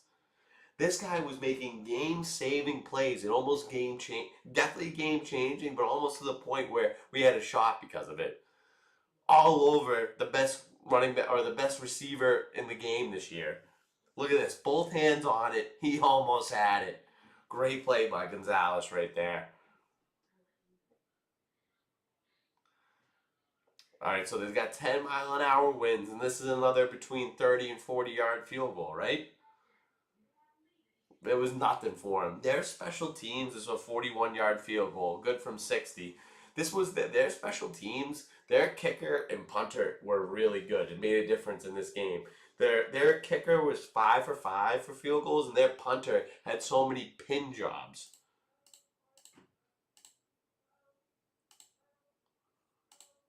Yeah, we're just kneeling out the ball. Okay, let's get to a little Bad Bunny. Let's get to a little Bad Bunny. Let's see what Vrabel's got to say.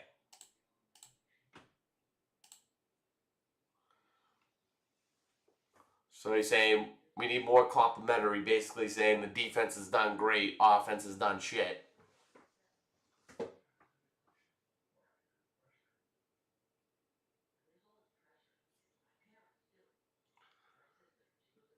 Yeah, we're missing tackles. We're not setting the edge when he was asked about the run game.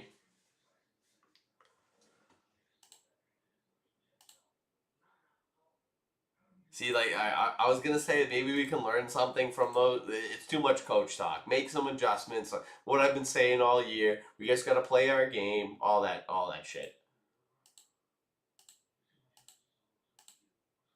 All right, now we get some bad money. Let's get some bad money because what I will say about this. Let's get to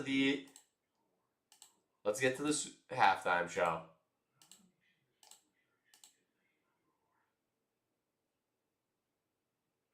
There he is. He's going out. So what I will say is this: I think Bad Bunny's a good artist. I like him.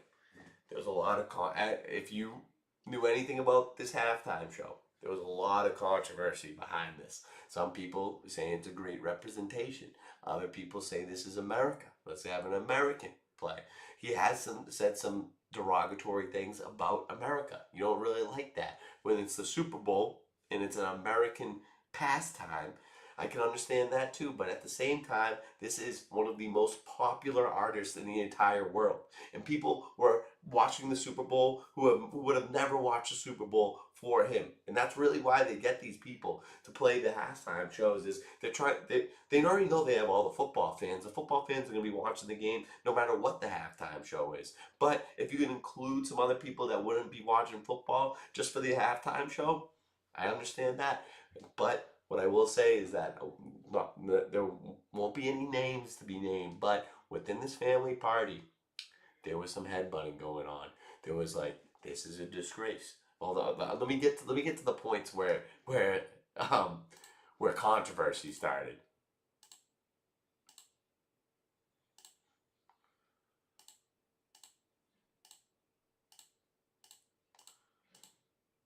Come on, let's get to the bad boonie.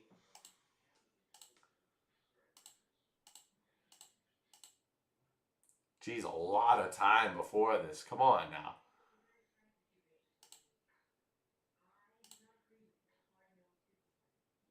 Okay, here we go. I think this is starting. And what you'll see is what the first song was: Benito Antonio Martinez Ocasio. So what I like to pay attention. I didn't know this. He had Antonio in his name. Everyone was calling it the Benito Bowl, and it's not only Benito, it's Benito Antonio.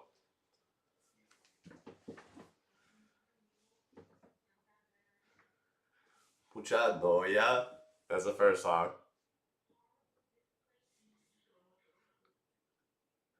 Mucha noia. I like how he has this football in his hand, like, because like this is a guy you can imagine a lot of musical artists aren't also athletes. I would love to see him just run a route with that football. I'd love to see him throw it. Call me AP. Hey, doing a selfie. Say cheese. So yeah, we have a little like we're showing a lot of the Latin culture right now. We're showing off. Look, okay, we got some a nail salon. We got people playing dice. We have Coco Frio. Then we got some baddies with cinder blocks. I don't know what that means, but I like that paraguas. It looks like some sort of beverage. Could be an alcoholic beverage. Oh, now we got the VS tacos. Oh, and then they got some boxing going on. Okay. So we get a little taste of what Latin culture means, and then we got someone trying to sell them some jewelry.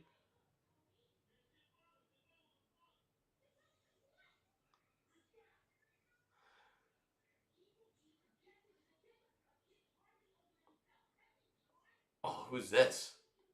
There's Cardi B getting involved.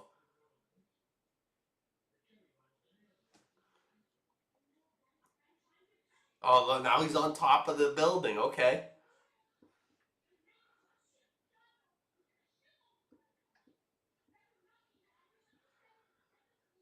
So I mean, so far I like it. I didn't. So what? So at this point, people are saying I'm done with the NFL. No more NFL for me. Other people are saying, what's so bad about this? This is just entertainment. What I did not like is the grabbing of the crotch. The grab of the crotch was not a great look, what I will say. And right now, I like Bad Bunny songs. But what I will say is that right now I feel like the Spanish is doing him a favor, meaning that he's just kind of just talking. Like he's not really singing that much, and it doesn't really sound like rapping either. It just sounds like fast talking. And if he was doing this in English, it wouldn't sound half as good. Right now, I'm not very impressed with the money.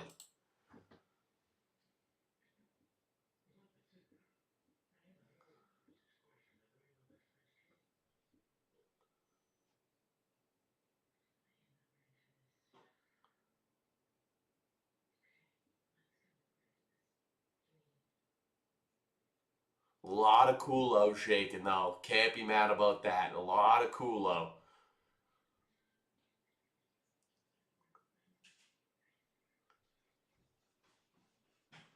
Jessica Alba get in there. She hasn't aged a bit. Imagine that for these guys. Like all they were asked to do is like just be on the field during halftime and just dance to the music. You're cool enough where if we just have shots of you dancing, oh, I love that camera angle. Whatever they were doing there.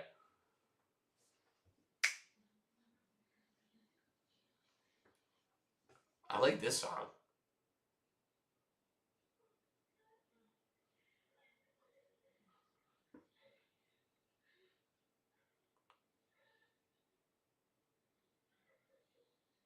Whoa, was that an animation? What just happened there?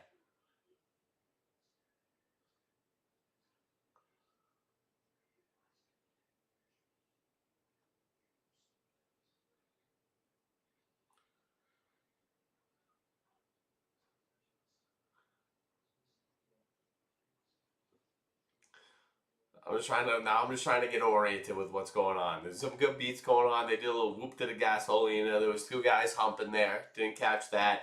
That would have caused some more controversy amongst the family. I can tell you that.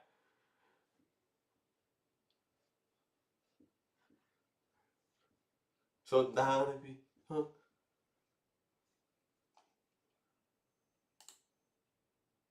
Oh, mucho no. I love this song.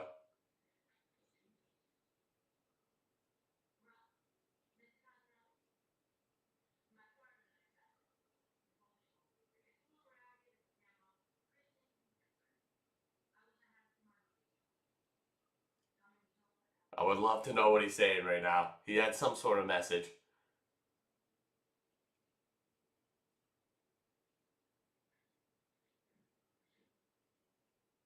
Oh, okay. Now, all right. So we got Lady Gaga in the mix for this.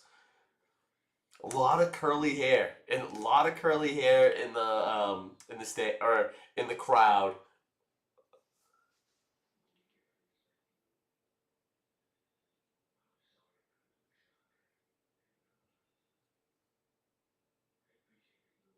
She is great.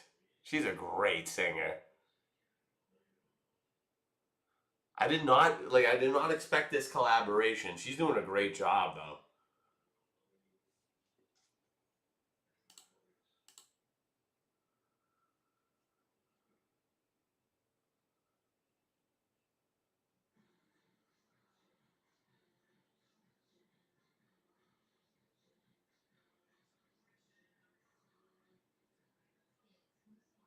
She looks weird though. It's like the age old debate: is she hot or not? In some instances, you can say absolutely. In some, you're like, she's freaking me out.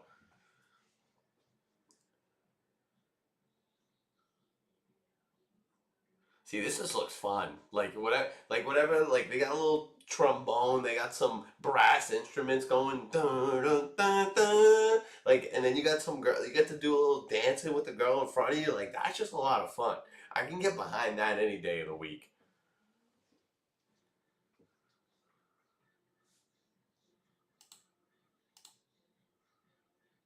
So I see. And what we got some trombones going. Boom, boom.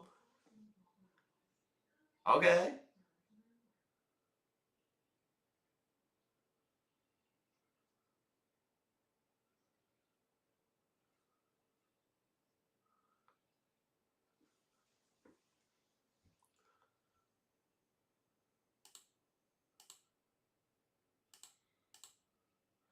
This was my. All right, I gotta go back to this.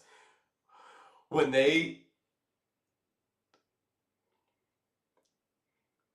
like him doing his Grammy speech, and it's like a cut back of him, like it's like supposed to be representation of him with his parents on the couch, and they're watching him accept his Grammy.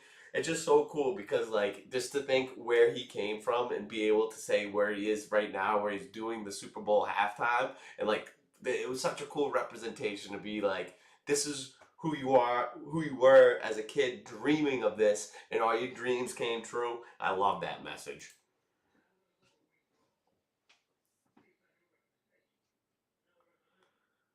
And then, and then, yeah, then there was crazy stuff online about this kid. Like, can we just take it easy a little bit? People are like, this was the kid that they used to lure out a illegal immigrant. Like there was a kid that was a point of controversy as to what were they doing? Were they saving him from a situation? Were they using him as a pawn? And they were saying that this was that kid from that. It was just let's just calm down a little bit, okay?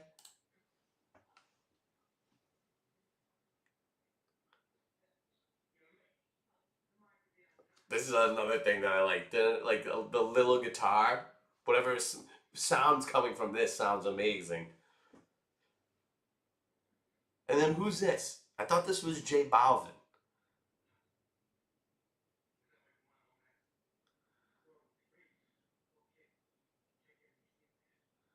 Let me tell you something though. He's handsome. He's got a great tan on him. He's got some great color. And this the way he's singing is unbelievable.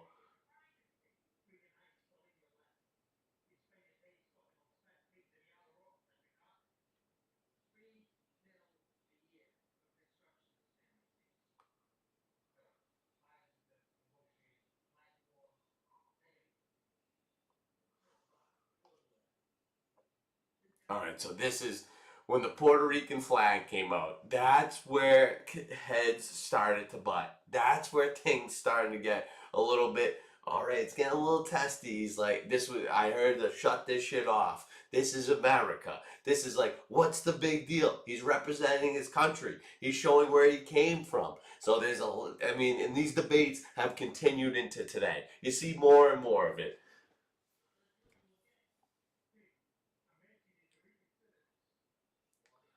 I'll leave my comments. I'll leave my comments alone. You can't win either way.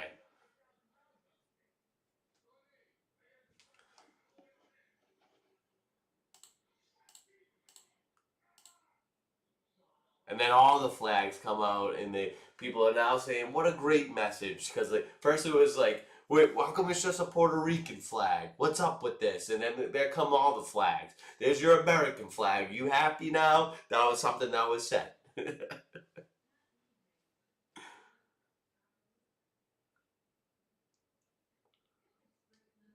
So, but this was a message like we're all coming together. These are all my Latin countries. These are all my brothers and sisters. Let's come together. And then I got a message on the football.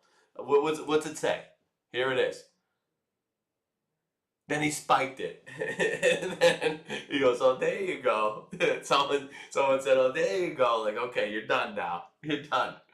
All right, let's move on past this. Let's get back to the game.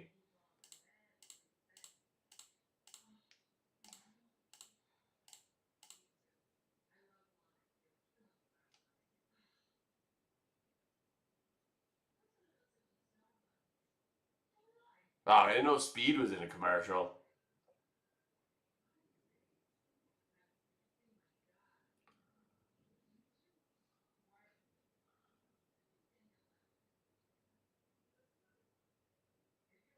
That's so cool. Damn, good for that kid, man. He's like 21 years old. Riley, I was wondering where you were, man. I was wondering where you were. It hurts.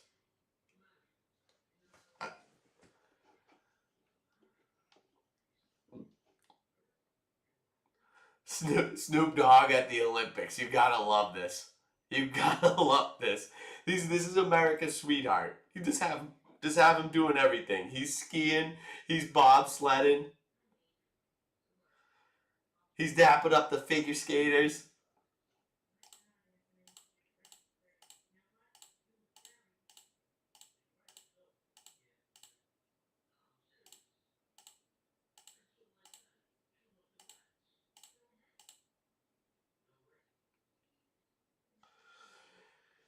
Riley, what I gotta say. Congrats. You guys were the better team, and it showed. And we're watching it again just so I can go through the same hurt. Drake May did not. You got that right. Drake May did not play well at all. Um, he wasn't ready for it. Sam Darnold didn't play great, but he made less mistakes. He was handling the pressure way better than Drake May was. I think he had a better team around him to rely on, but Drake was not ready for the moment. Who's your favorite? Who's your favorite Seahawk? Who's your favorite player?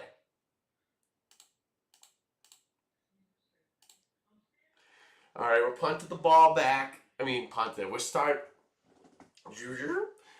with the ball, the Patriots. Let's go. 9-0. At this point, we played so bad and we're only down 9 points. Everything has gone the opposite of our way. We cannot make anything happen on offense, and our defense has played so well that we're still in this game. It's only 9-0. We still have, at this moment, there's still hope for us. All right, and Drake May, he's set the pass. He's throwing it to the left. I mean, then it was a wobbly ball. It was a wobbly ball. Another example of Drake May not looking that great. Wobbly ball right there. He wasn't even open though. That wasn't even a pass to throw, really.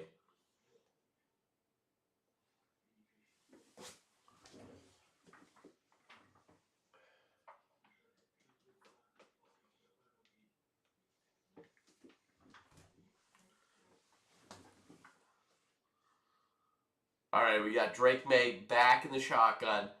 A handoff coming across the side, and Trevion Henderson with speed. So that's exactly how you got to use them. I love that. This is something that my uncle brought up, that we were using both Stevenson and Henderson at the same time. Henderson comes across the formation, gets the ball with speed. That's how you got to use him. You need him to go outside of the tackles, already with speed, getting the ball. That's where he's the most dangerous. Oh wait, let me it's 9-0 now.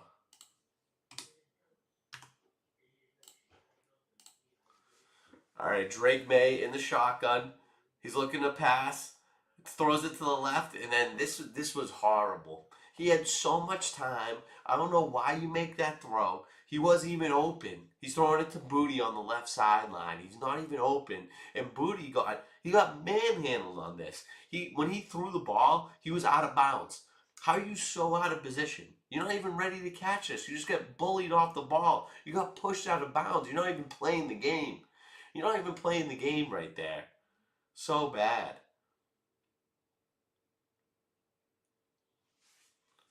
Nowhere to go with the football. Exactly what I'm saying over here, Chris. Me and you are thinking the same way. All right, great punt by Behringer all the way to the 10-yard line. All right, now Sammy D's got the ball back. They got the ball at the 9-yard line. We were hoping, I mean, when you get the ball coming back from the half, when we had nothing going on offense, you're thinking to yourself, this is the moment we can turn it around. We did the adjustments during halftime. Everyone's feeling motivated. We're going to come out and make a statement. What we do instead, 3 it out. Is that your offensive coordinator, Riley Clint Kubiak? And they asked him about him going to the Raiders after the game, and he's like, "Yeah, I'm pumped to go." It was a very candid answer. I appreciated it. Riley, I'm still wondering who your favorite Seahawk is. Who's your favorite player on the team? Darnold, he set back to pass. We got pressure in the face, and that's a great throw. And this was the difference between winning and losing. This was the difference between Sam Darnold and Drake May. This was pressure in the face. He's standing tall and strong in the pocket and delivers a strike in the middle of the field. Look at this. We got pressure on him. We got to him, and he still managed to get the ball off, get a first down. And this,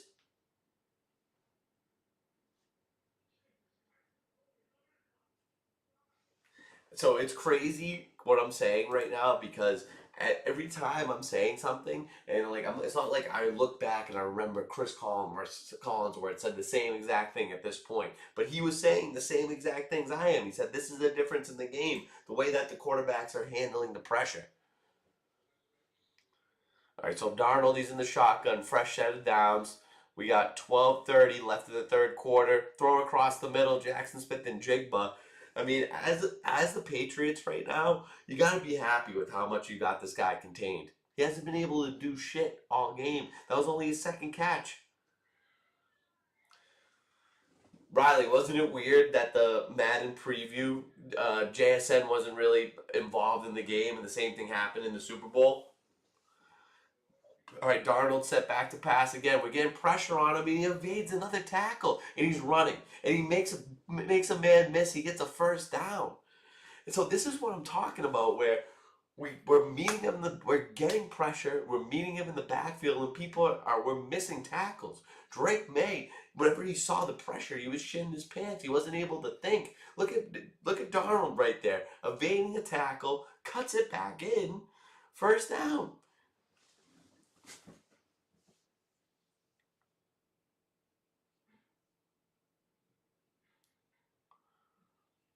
And then now he's under 13 first downs to 4 in favor of the Seahawks. Hand the ball off to Kenneth Walker. Again, we need him in the backfield. He gets another couple yards out of it. I don't know what it was about the like we were bad tackling. Bad tackling.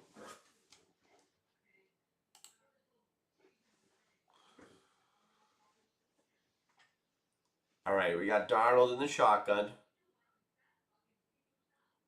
He's looking to make a play. He's looking to the right. Quick screen pass to Walker.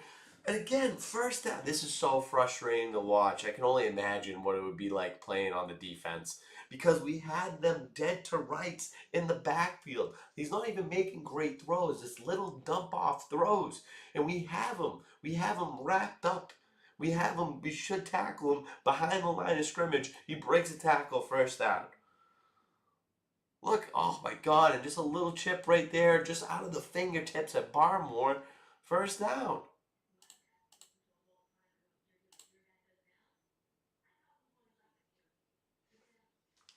All right, 10 minutes left in the third quarter. Darnold handing the ball off. Kenneth Walker, he gets the edge, just gets a gain of 1 right there.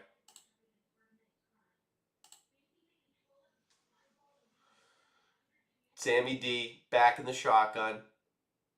We got a whistle on the play. Timeout, Seattle. All right, here we go. We're back. I love how we can just forward it.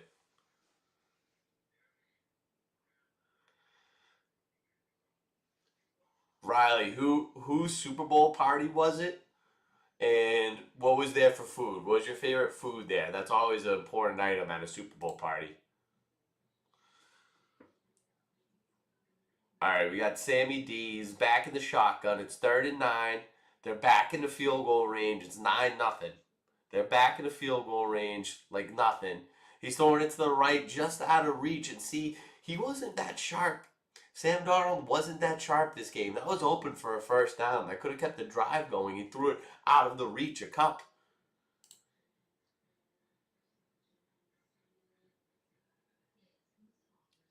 See, this is something. Look, see, like that's something that I didn't like Collinsworth saying. He said that if they got that first down, they were probably one touchdown away from putting the Patriots to bed to get them out of this game. Or he's not even saying putting them to bed. He's like they're probably one more away from putting the Patriots in a really tough position. So not really going on a limb at all. Not really even saying anything. Come on, Collinsworth, with some gumption, with some conviction, man. But honestly, he was right. If this was a 16 nothing, 17 nothing game, we were done. 12 nothing was already done. So let me make the update there.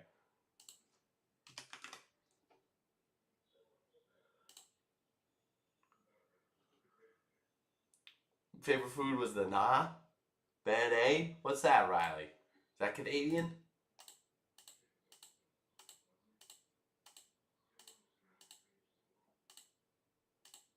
All right, kick it off to New England.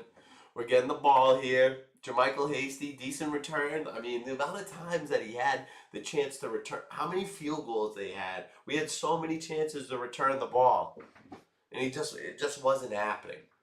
But he was doing the same thing every time. I was hoping we were just looking for some at this point. You're just looking for something to break in our way. And I was hoping maybe it could be from the special teams, maybe the defense gets a turnover, but it was none of that.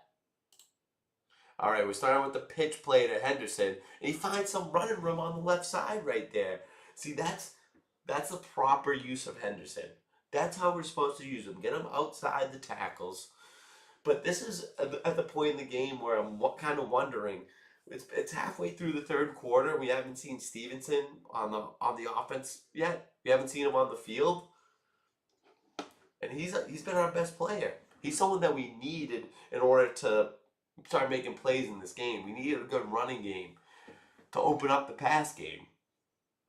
2nd and 1, handing the ball off, and right there, see, this is where you don't use him.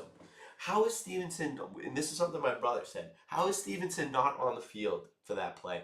Henderson, we hand the ball up the middle. Whenever we don't put him outside the tackles, he does not know how to be a pure running back. Look where he does. There's holes to be had. He runs it right into the back of one of his offensive linemen. Boom. Look, he tries to make something. He stops. He stops and tries to regain and just try to barrels himself through. No fluidity, no power, no force. All the things that I possess as a back. All right, we got 3rd and 1. Now we got Stevenson out there. Do we try to run the ball again? He's got time. He's got time to throw, and he holds the ball for too long. Too many pats, too much hesitation. The guy's not even open. Throw off the mark. 6 of 14. We're punting the ball. They get it about the 18-yard line.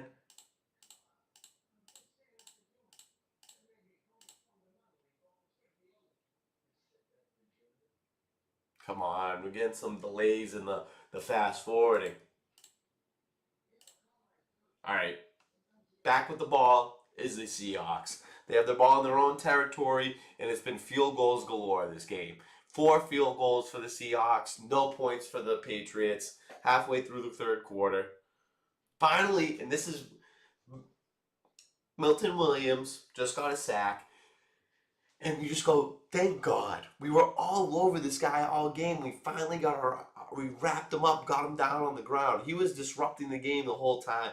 And you could see the amount of passion and almost frustration from that celebration and saying, finally. And look, the big guy right there, a little bit of a juke from the big guy. You don't know where I am. Look, nothing powerful out of that. That was some grace and some finesse. And when you see that out of your 97, you feel good. 2nd and 18? Lovely. I love that. Darnold in the shotgun. He's looking right or looking left. Quick pass. And great tackle right there by Marcus Jones. And at this point, we want the ball back. We're saying, give us the ball.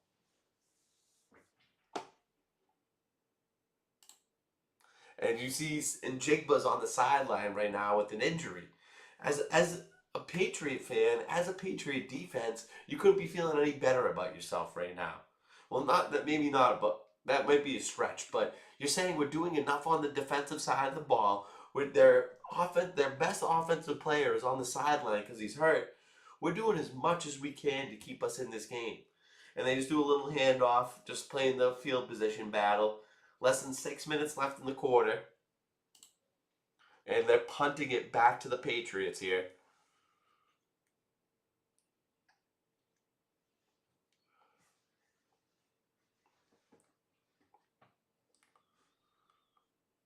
All right, returning it. Great play right there. Marcus Jones spins out of trouble, and now he's got some speed. Now we got a return. We're past the 50-yard line.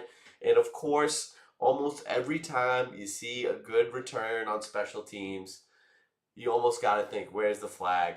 It's almost guaranteed there's always a flag, and this is a block in the back, and it really did set up the whole run. It was a small push, but it was enough. It was enough. I don't know if it was needed. I don't know if he needed to push him. So that goes back, but the Patriots got the ball.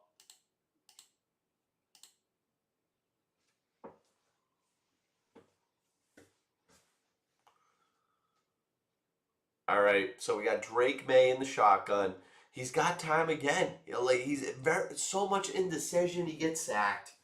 He gets sacked again. So much indecision, so much time to throw. I would love to see a different angle to see who was open on that play. And you look, Witherspoon and Diggs going at it again. Diggs' head was not in the game. He is one of our best competitors. He's the leader of this team, and he's too focused on other things. Look, oh, open right there, wide open. Diggs wide open. He's just drifting up in the pocket to nothing. He wants to take off and run. Go outside of the pocket, create some more time for yourself. He throws the ball, quick pass to Matt Collins. Gain of 6 or 7 there. That's fine. All right, now he's in the shotgun, 3rd and 4, looking to throw. Oh my God! And this is where a lot of frustration was amongst the entire room to say what like, and we're saying everyone's noticing. It's not. You can't even hide it. He's off tonight. He does not have it tonight. Booty cutting across the middle, wide open, and the pass is off. The pass is off. He had him. He had him open, and he just everything he's doing, every motion he's making, he's off. 7 of 16 for 56 yards. We're almost done with the third quarter. Punt. That was our 8th punt of the game. I don't know who that was for the Seattle defense, but on his neck it had chosen and then won right there. Can't think of a scarier tattoo. Not someone you want to mess with.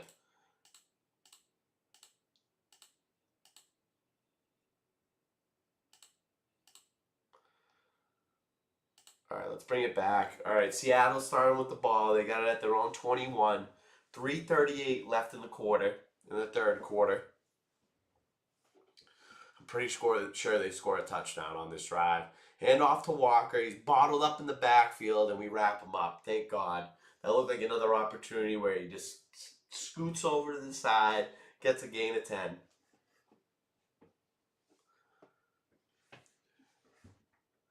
And Jigba headed to the locker room right now.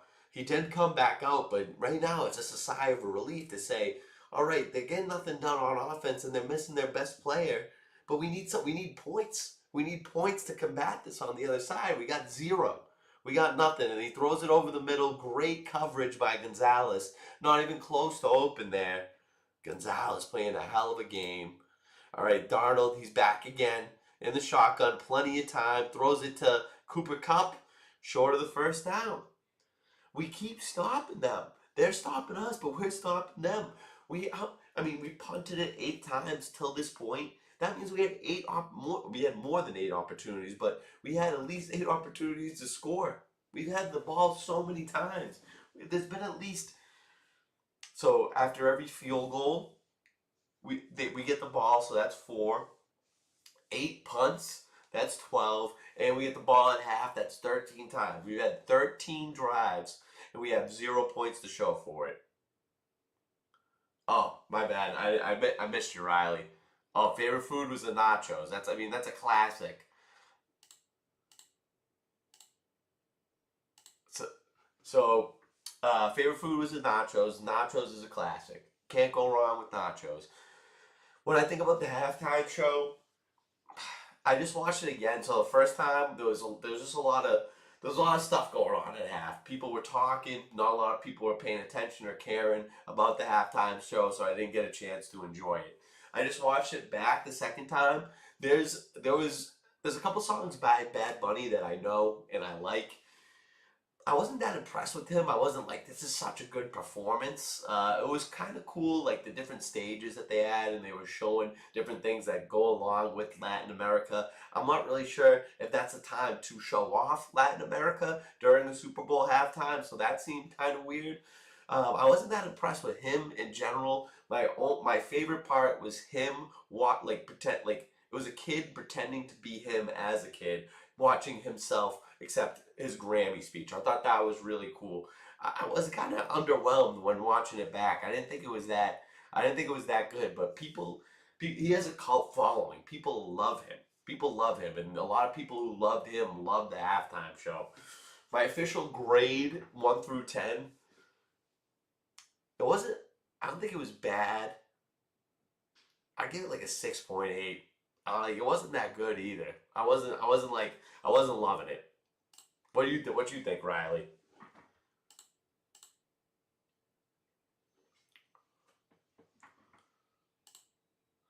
All right. Patriots back with the ball. We're on our own 30-yard line. It's 2nd and 7. And then, oh my God, Drake May with a ton of indecision, trying to make a play. 13 right there. 13 with a great tackle. And he was someone that, from the Madden simulation, I was I think there's Ernest Jones, very afraid of this guy. I thought he was going to be more of a factor. A rare penalty call. So we're kind of on the same page right there, Riley. It was just okay. Defensive holding on Witherspoon. Okay, we got a chance there. Him and Diggs were getting at it all game, and he had Diggs balled up. He had Diggs. These are two superstars. These are two competitors. Of course, they're gonna butt heads. We needed that call. But that was another example right there. Drake May patting the ball, waiting for something to happen, waiting to make a decision. Nothing going right there. 3 rushes for 14 yards. That's not bad. It's not good either. 1st and 10 though. Less than a minute left. Drake May stepping up. Oh God! So he got tipped. Ball got tipped out of his arms, out of bounds. Luckily, out of harm's way.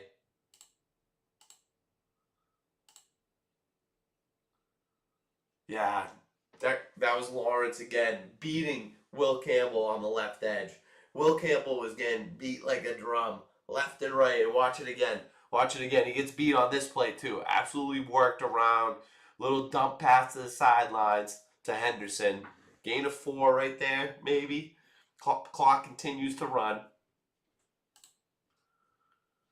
And I think that's Lawrence's wife. I don't know whose wife this was, but I remember at the time I was like, I'm impressed.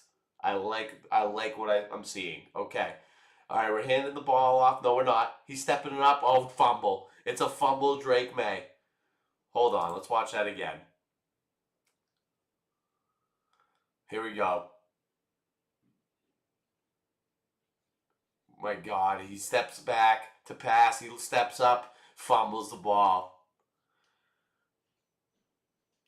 God, he slaps the ground in frustration, but was that more a demonstration than anything? That was like for show. Like, oh, I'm so mad. Oh, damn it. Oh, now they're flapping their wings, and at this point, third quarter, 10 seconds left. We haven't shown anything on offense. It's feeling like it's over. It's feeling like we can't do anything. They recover a fumble on our side of the field. And like we can't, they're getting pressure all over the place. Our offensive line is playing like shit. Drake May doesn't know what's going on. He's playing nervous back there.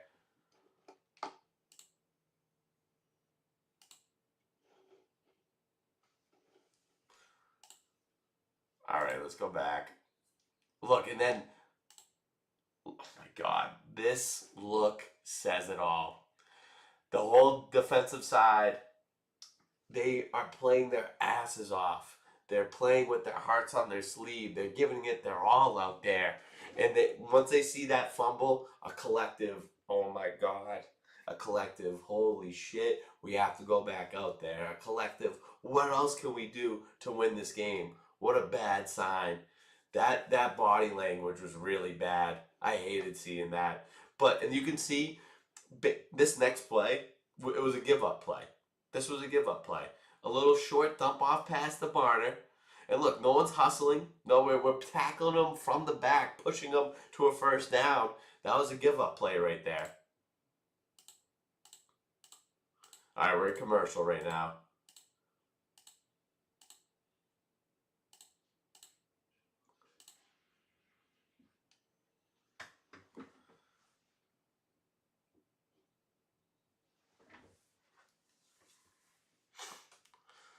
All right, so I think that's the end of the third quarter. Yep, 1st and 10 for Seattle. They're on our 26-yard line. I think this next play could be a touchdown. All right, we're handing the ball off. Kenneth Walker, gain of nothing right there. And then, like, you think at this point, like, are we just gonna let up another field goal? Another field goal? How many field goals can we hold them to? We're still only down by 2 scores. Everyone in the room's telling themselves a touchdown changes this game. A touchdown is all we need. But a touchdown was so hard to get. Faking the handoff, rolling off, and he's got a ton of time, throwing it to the end zone. That was a call. Woodson making the play. That was a call where we're losing 12-0 and we have no signs that we're ever going to come back in this game. We got nothing going on. If this was the other way around, if Seattle was losing 12-0 and they threw this pass, or if we were on the other side, we threw this pass, that would definitely be a flag. It's always situational with the referees. It's always this call. It's always this call because the letter of the law is so willy-nilly, up in the air. Here we go. Darnold set to throw. He's got time, looking to the left, throwing left. Yep, that's a first down. 3rd and 9, first down. Another back-breaking 3rd down. We could never stop them on thirds.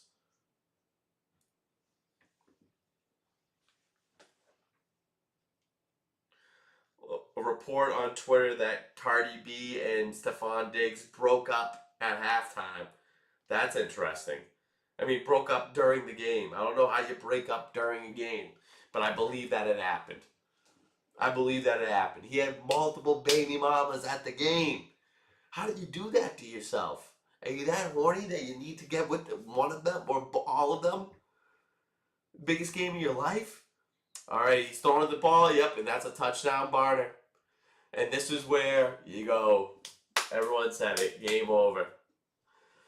Wide open in the corner of the end zone. We can't get anything going on offense. 19 points seems insurmountable.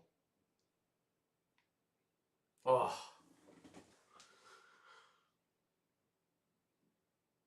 Watching it again. He's in motion. He gets totally lost in the mix. Wide open. No one around him. Touchdown. 19-0.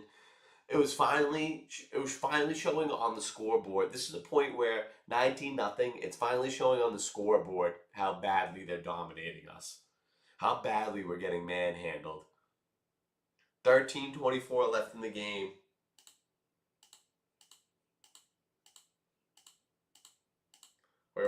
Whenever you hear the clicks, we're in commercial. I'm skipping through it.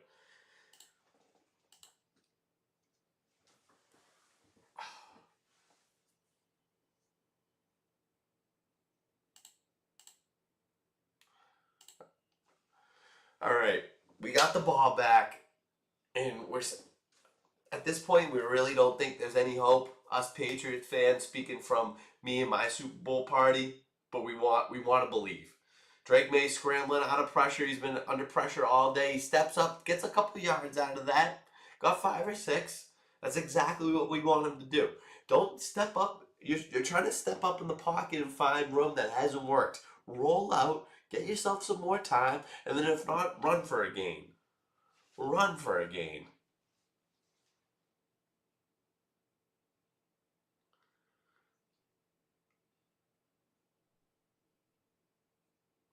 He's he's some of the most encouraging guy.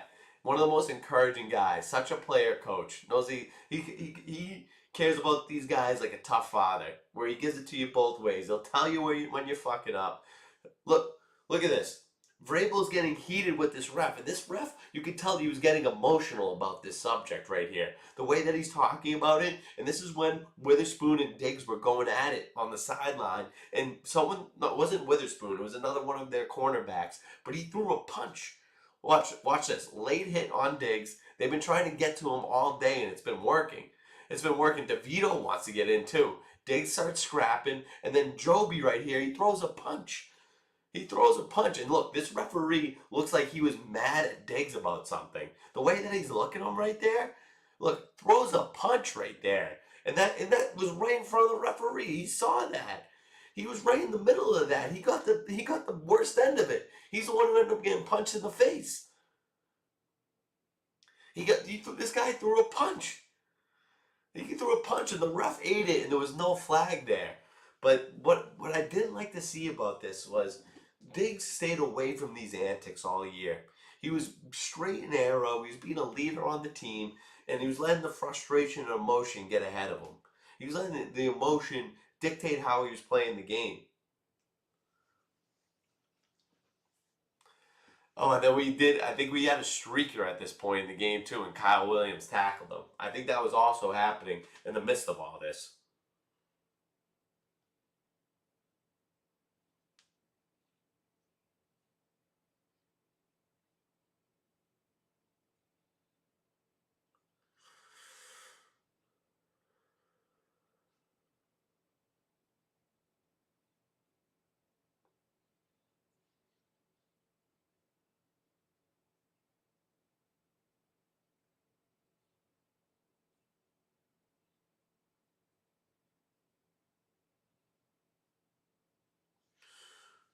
All right, finally, we're back to gameplay.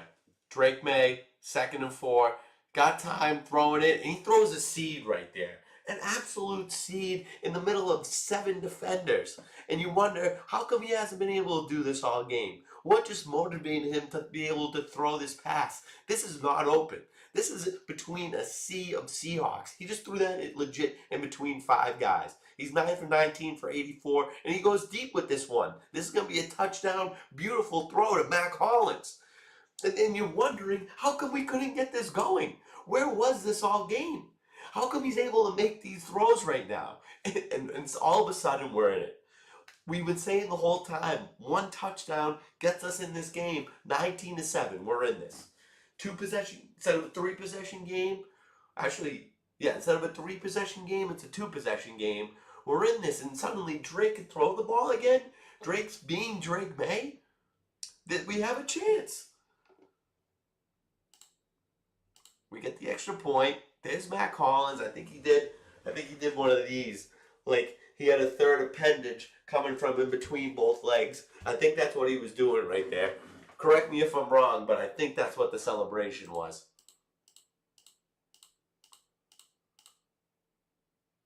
I did like that Mayo commercial.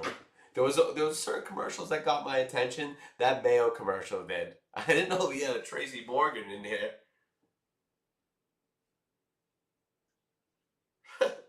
Wait. We need to see that. I need to see this Tracy Morgan commercial. Wait. Also, this is Andy Samberg with a Mayo commercial. We gotta see this. Is this Andy Samberg? Meal Diamond instead of Neil Diamond. Great stuff.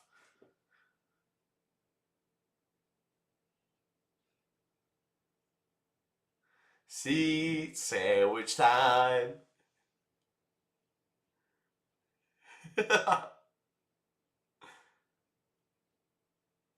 Squirt you while walking by. I love that. That is Andy.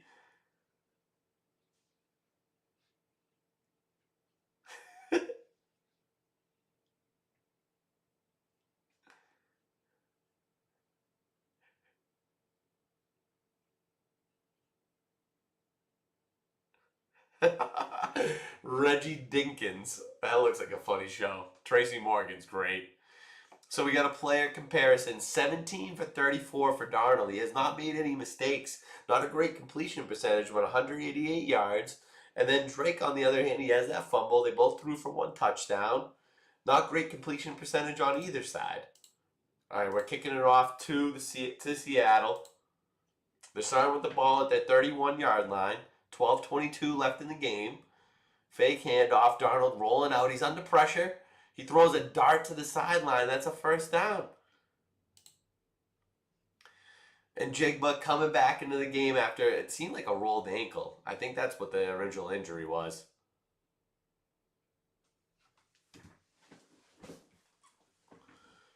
Less than 12 minutes left. Whoa, I've been way off. Hold on. I have not been faithful to that at all. Sorry if you were wondering where I was at in the game. Let me get this back into play. Okay, now we're caught up. 11:42 left in the game. Hand off to Kenneth Walker. No gain there. Momentum. We're starting to feel something. Can we get a stop? Can we get the ball back? Are we still in this game? Can we win the Super Bowl? These are all thoughts right now. 2nd and 11. Darnold with the ball. He's looking to pass. We got pressure on him. This, I understand the rule about intentional grounding. If it's in someone's general area, they usually give them the benefit of the doubt. But this throw, I thought, was so egregiously throwing it into the ground. Intentional grounding, this is the definition. He wasn't even trying to get to him. Fakes the throw, throws it directly into the ground in front of him. I think that easily could have got called, and it didn't. The momentum shifting. Collinsworth feels it too. We got a 3rd and 11 coming up. We're down by 12. We're somehow still in this game when our offense has not been able to do shit. 11 minutes left. Darnold, he's stepping up. He's throwing a deep ball. He has someone open. Shaheed just out of reach. That was so close. Darnold wasn't afraid to air the ball out. There was at least 3 instances in this game so far where he just threw it as far as he could. Just out of the reach of Shaheed, but 4th and 11. 4th and 11. We're getting the ball back. Can we win this game? Do we have a chance? Do you believe? And I remember in the Patriots teams of old, when we had Tom Brady, you're thinking to yourself, we always have a chance. We could always win. Now we got a new team with Drake May, and you're thinking to yourself, does he have what it takes? Does he have the balls for a comeback victory?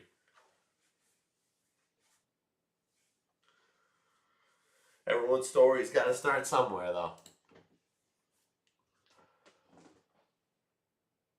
And that was another. All right, so I missed that one. Another instance of Dixon pinning us back deep.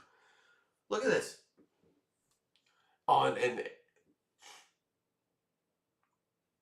And Collinsworth brought up a great point where Marcus Jones decided, I mean, he's catching every ball. He decided not to catch this one. Why?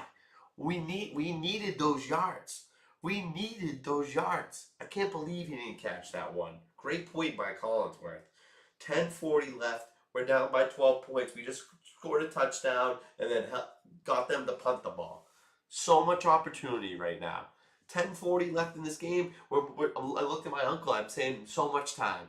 So much time. Another one where he pats the ball one too many times. He's too much indecision. You used to throw that ball. You were throwing that ball in your sleep. You were feeling so good about that ball all year round. And then you had this guy wide open. You have him wide open. You throw it 10 feet above his head. This could have been, look at this. Look at this corner route. No one's even close to him. That's at least a 30-yard gain. Nothing's going our way.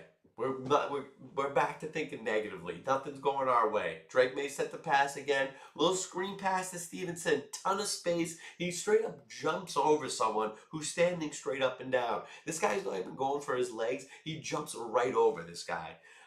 That shows how fucking athletic these people are. It's so ridiculous. These don't get crazy. These people meaning NFL players. But like this is absolutely ridiculous what he's able to do. This guy's standing straight up and down. Goes right over him. Drake May set back to pass again. He's going deep. This is a ball that you just got to get down. He throws a 50-50 ball. He throws a jackpot 500 up in the air. Matt Collins ends up having to play defense on it. We got so much momentum and you're throwing that ball? So stupid.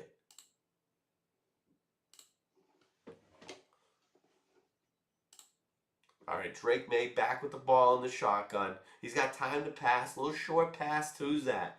Hunter Henry with the catch. Gain of 3. Drake May, but he's throwing that going away. He's falling away, throwing a 3-yard pass. We're down 12.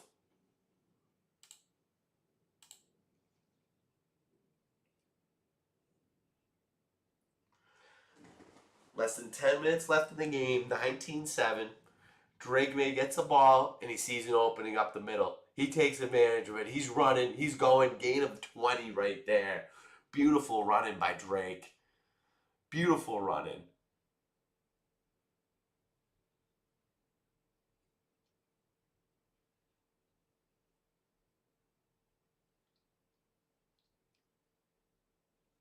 There's gaps in a four-man rush, Collinsworth says, and we found one of them. All right, Drake May set back to pass again, throw to the sidelines. Kyle Williams. I totally he like you don't even really notice when he's out on the field, and then you go, oh wait, we got Kyle Williams. Is he gonna be good? I'm not sure, but we used a pretty high draft pick on the guy. I would like him to be good. I don't know what's going on with Vrabel's eye, but the left eye's been shut pretty much the whole game. Drake May out to pass again. He's looking towards the middle of the field. He steps up, throws to the middle of the field, and this was, if it wasn't game before, it's game then. How how do you think this is a good idea? You step up into pressure. You've been doing this all game. You step up in the pocket into pressure, and you make an unnecessary throw. We got so much momentum. We're in this game. You took us right back out of it. And this is when Collinsworth says, I don't have much to say about that one. Look at this. Kyle Williams coming across the field. If he throws it out to the numbers, he has him open. He has him open, throws it in the middle of the field. What is that? You can tell by his face, just like so nervous. Like he's so nervous. He did a throw that you didn't have to make, and oh God, if you didn't think it was over at this point, if you had any belief up till this point, if you had any belief left, this is when it all left your body. This is when you knew we were done. And then this big run on top of it too. Gain of 15 from Walker. So much momentum.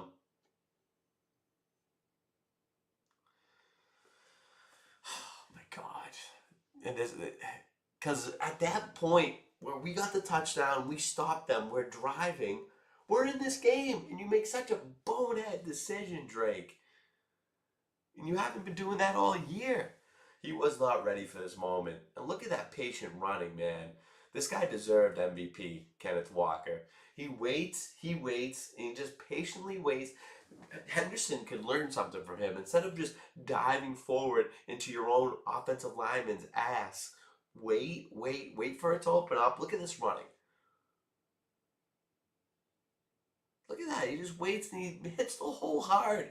That's another thing. Hit it hard. Hit it with momentum. Nothing's open. Look at this. He waits for it to open.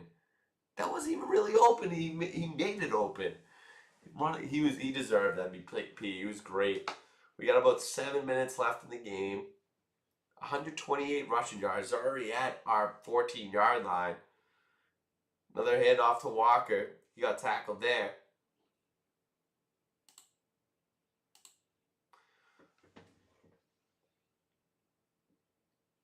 Handing the ball off to Walker again. He bounces it to the right, trying to make something happen. Luckily, trips over himself. Third down. 3rd and 7. Drake May studying that Microsoft tablet. Where did I go wrong? Why did I think I could make that pass? All questions we're asking ourselves, Drake. Darnold, he's in the shotgun. We got trips to the left, running back to the left. He's looking to throw it to the left. He does, and it's short of the first down, short of the line to gain. Kind of question, why would you even throw that? 5:35 left in the game. 19-7, Seattle. We managed to stop them. They returned an interception into our own side of the field. We managed to hold them to another field goal.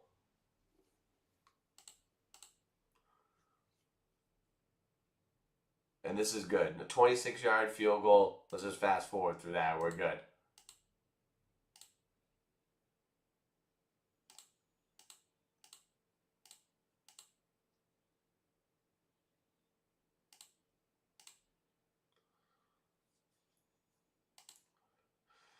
All right, 22-7. Oh, yep, let me make that update. 22-7. Everyone can follow along. God. And we're returning this. It's Henderson with this one, I'm pretty sure. He looks like he almost turns a quarter, puts a shoulder into the kicker. And that's a little bit of momentum. He feels good after that one.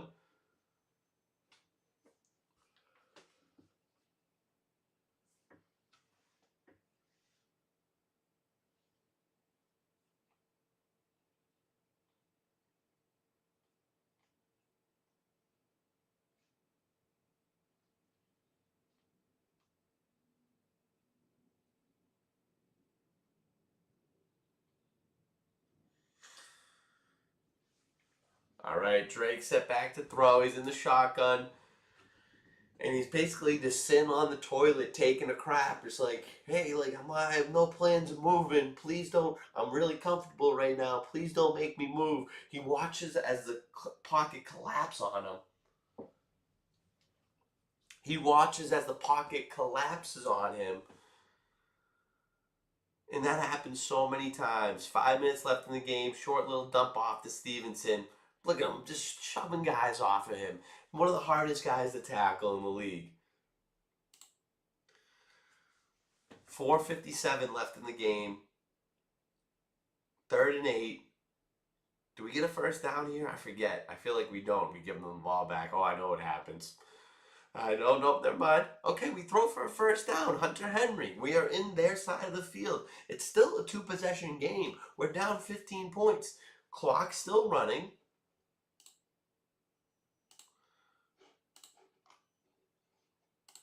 All right, another positive play. And then this is when what I thought happened here. Yep.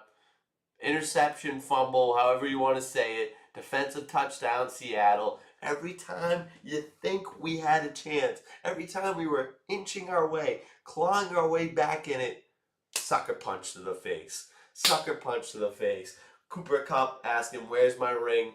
We'll give it to you. Seattle, all of Seattle's pumped.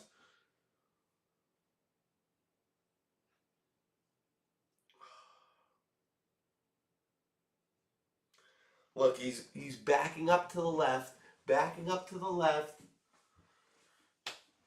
So much. It's multi-factor. It's multifaceted. It's multi-layered. He's playing scared. The offensive line is sucking. They have a great defense. Their defensive line is outstanding. And that results in that. 28-7, going to be 29-7.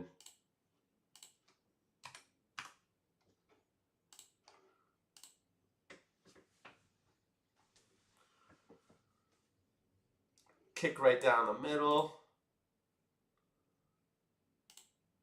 I want to see this again.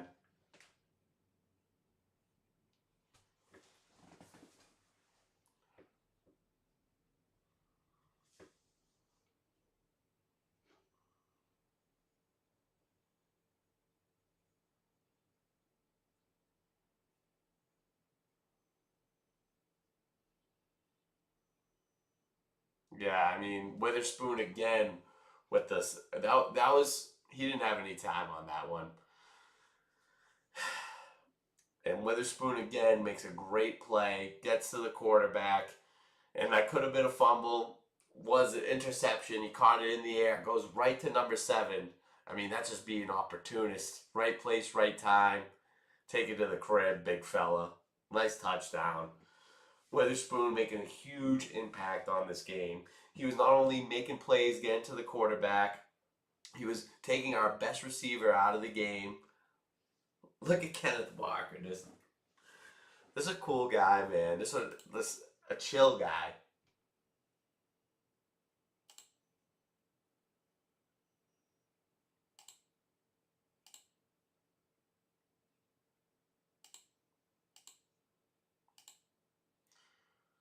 All right, 1st and 10. I think it was a penalty on the. No, it wasn't. We get the ball at the 35.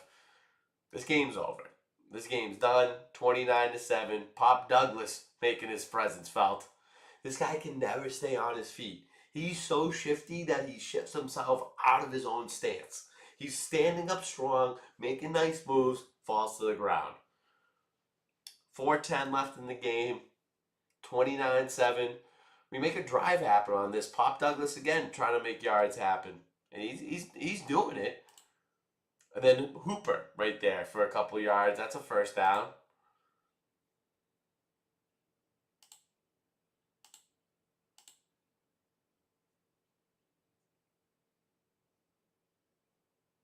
Not all on the line, not all on the quarterback, Collinsworth is saying.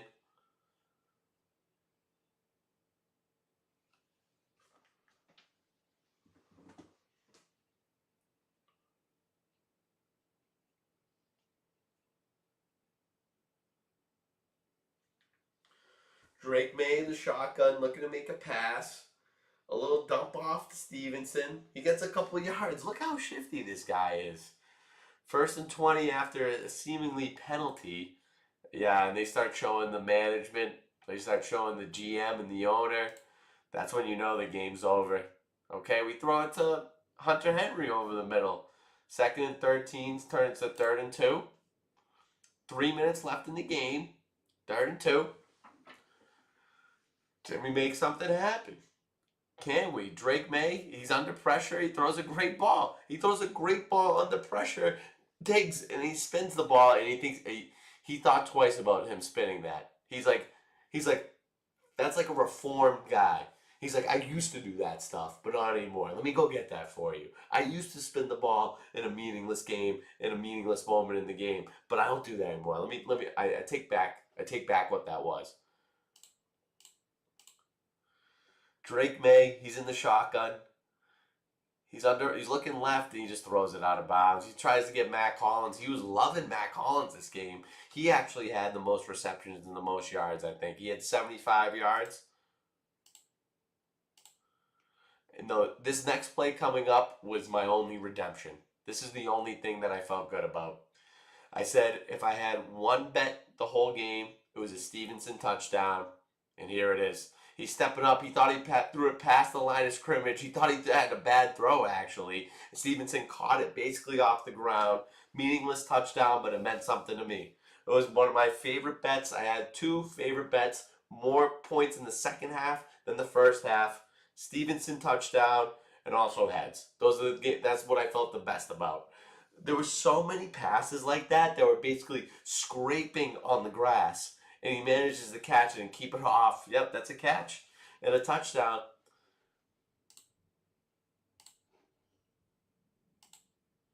Go for 2 here and get your tight end pop going across the middle. In a meaningless point in the game, get your tight end popped. Great play, Drake. 2:21 left in the game.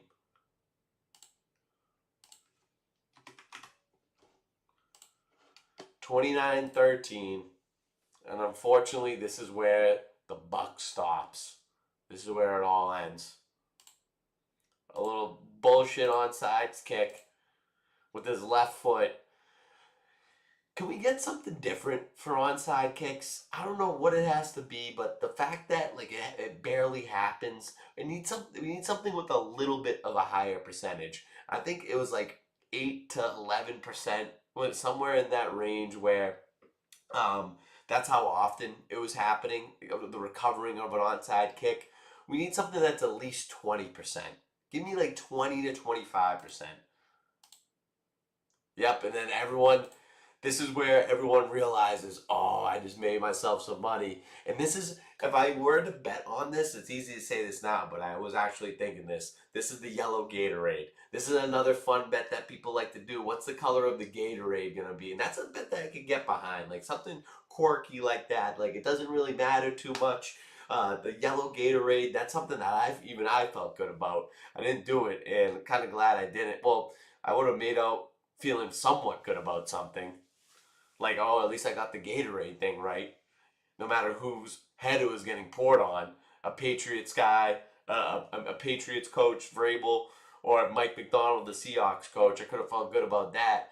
But everyone at that moment realized, oh, I just made or lost some money. I love how they get the shot of it too, because they know that people care about it.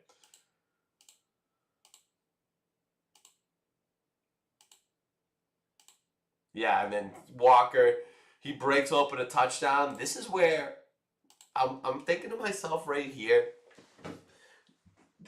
through watching enough of these NFL games, you think to yourself, these refs sometimes they have an agenda. They want something to happen and they make calls based upon that.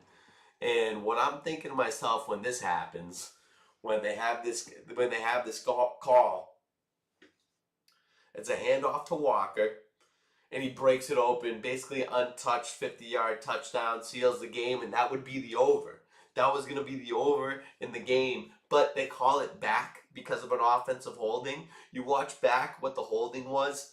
They can call that on every play. On any given play, they can call that. These refs pick and choose when it's holding. There's holding on every play. They call it when it's convenient. So when they called that right there, I'm thinking to myself, these refs have a serious need to make this game stay under the 44, the 45 and a half, whatever it was. This is where I'm putting on my tinfoil hat and I'm thinking to myself, these refs have something to gain in this. You can tell they had an agenda, and this is where if you're watching this game and if they're allowing live bets still, throw it on the under. Throw it on the under. There's no more points going to be scored.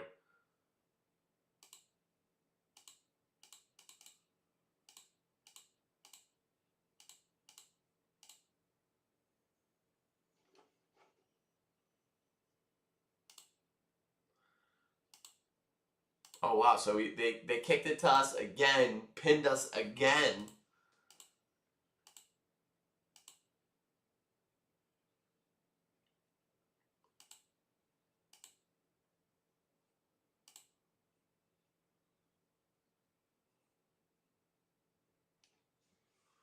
This is where I'm skipping ahead. Let me just get to the end.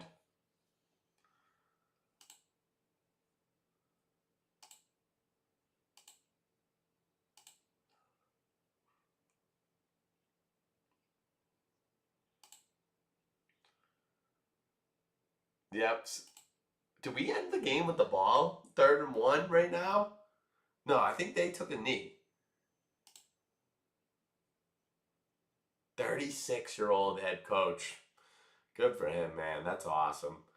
The wave, the new thing in the NFL, the new current movement is young head coaches. Yeah, this is the last play of the game. That's the end of the game. Seattle Seahawks win the Super Bowl. It was something that was determined a lot earlier in the game. Everyone knew for so long ago that they were going to win this game. There was so many things that happened in between that said, maybe now, maybe we have a chance now, maybe we can do this. Wait, we're still in this. We're still in this. We're not. It was all facade. It seemed like we were. It seemed so close. We're like the defense is playing so good. It's only 6-0. It's only 12-0. It's only 19-0. One touchdown changes everything. And it was 19 the most pivotal point in the game. I mean, I was watching this game pretty intently yesterday. I remembered almost all of these plays. Yeah, I got a brain like that. Don't mess with me. I got a brain like that. But what I'm trying to say is that my stance stays the same. The most pivotal moment in the game was 19-7. We just scored a touchdown, and then we just stopped them on the other side. Hold on, I want to see what Kenneth Walker says. The voice does not match the man. Like when he started talking, when I heard this and when I heard him yesterday, I was like, this isn't the same. You close your eyes, you do not see a Kenneth Walker type of fella having that voice. But the pivotal point in the game, 19-7 in favor of the Seahawks. And we got a touchdown. We stopped them. We're driving. We're in their side of the field. Drake May throws such an unnecessary ball, interception, game over. Here's Witherspoon right here. He made such great plays all day.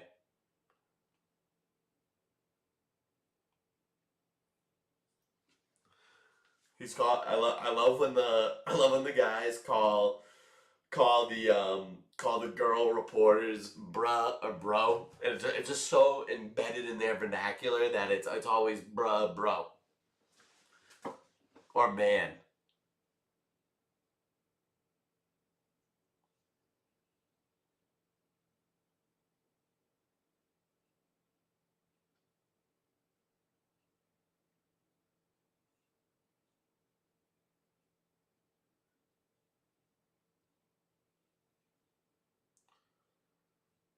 I'm listening to Witherspoon's speech right now.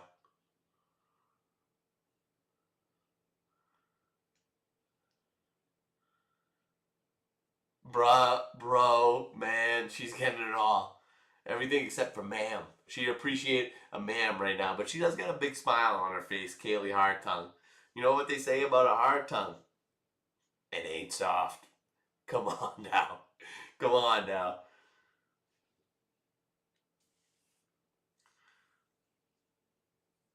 I don't know. I was thinking about how if I like the hats or not. I think I do actually. I think I do like the hats. They were pretty simple. They had nice touches, nice flares to it in good spots.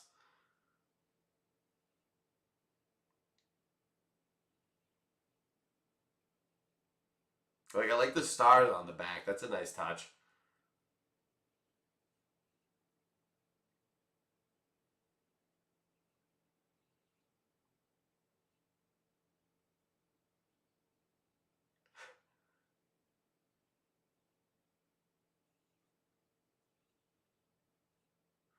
I might have a drink or two or three. Who knows? I love that.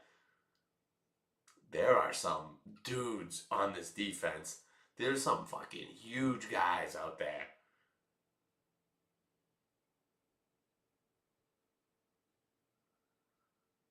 Look at that guy, Leonard Williams. He is massive.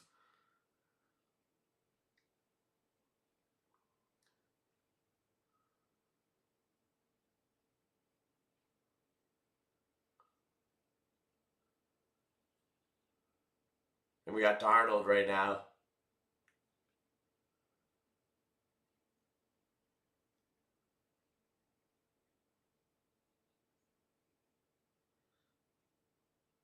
He's always saying this to do it with these guys. To do it with these guys. He said the same thing going to the Super Bowl. So proud of his guys. He didn't want to do it. He doesn't want to do it with anyone else. And honestly, he said it so much that I'm starting to believe it. At first, I thought this was just quarterback talk. This was just to keep it PC for the PR teams. I'm starting to believe what he's saying.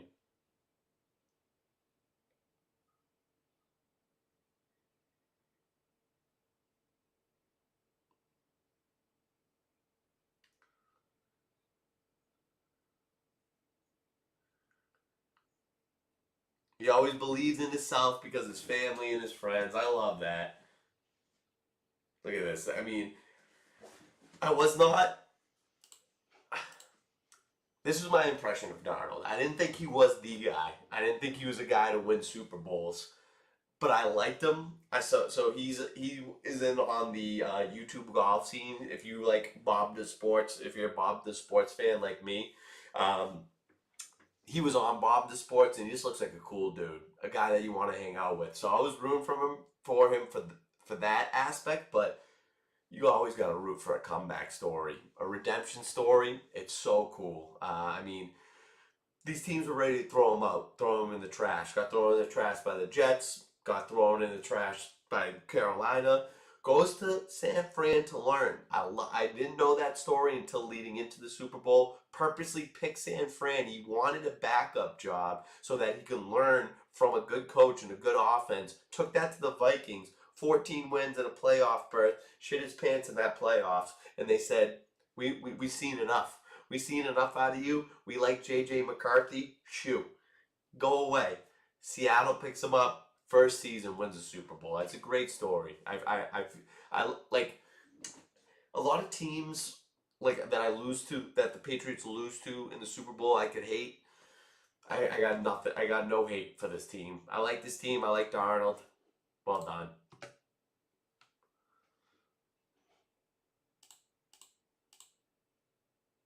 Yeah, there's the yellow one. Ooh, that was a big splash too. That's making me want some Gatorade, honestly. That's making me want some Gatorade. I would love to be on the receiving end of that.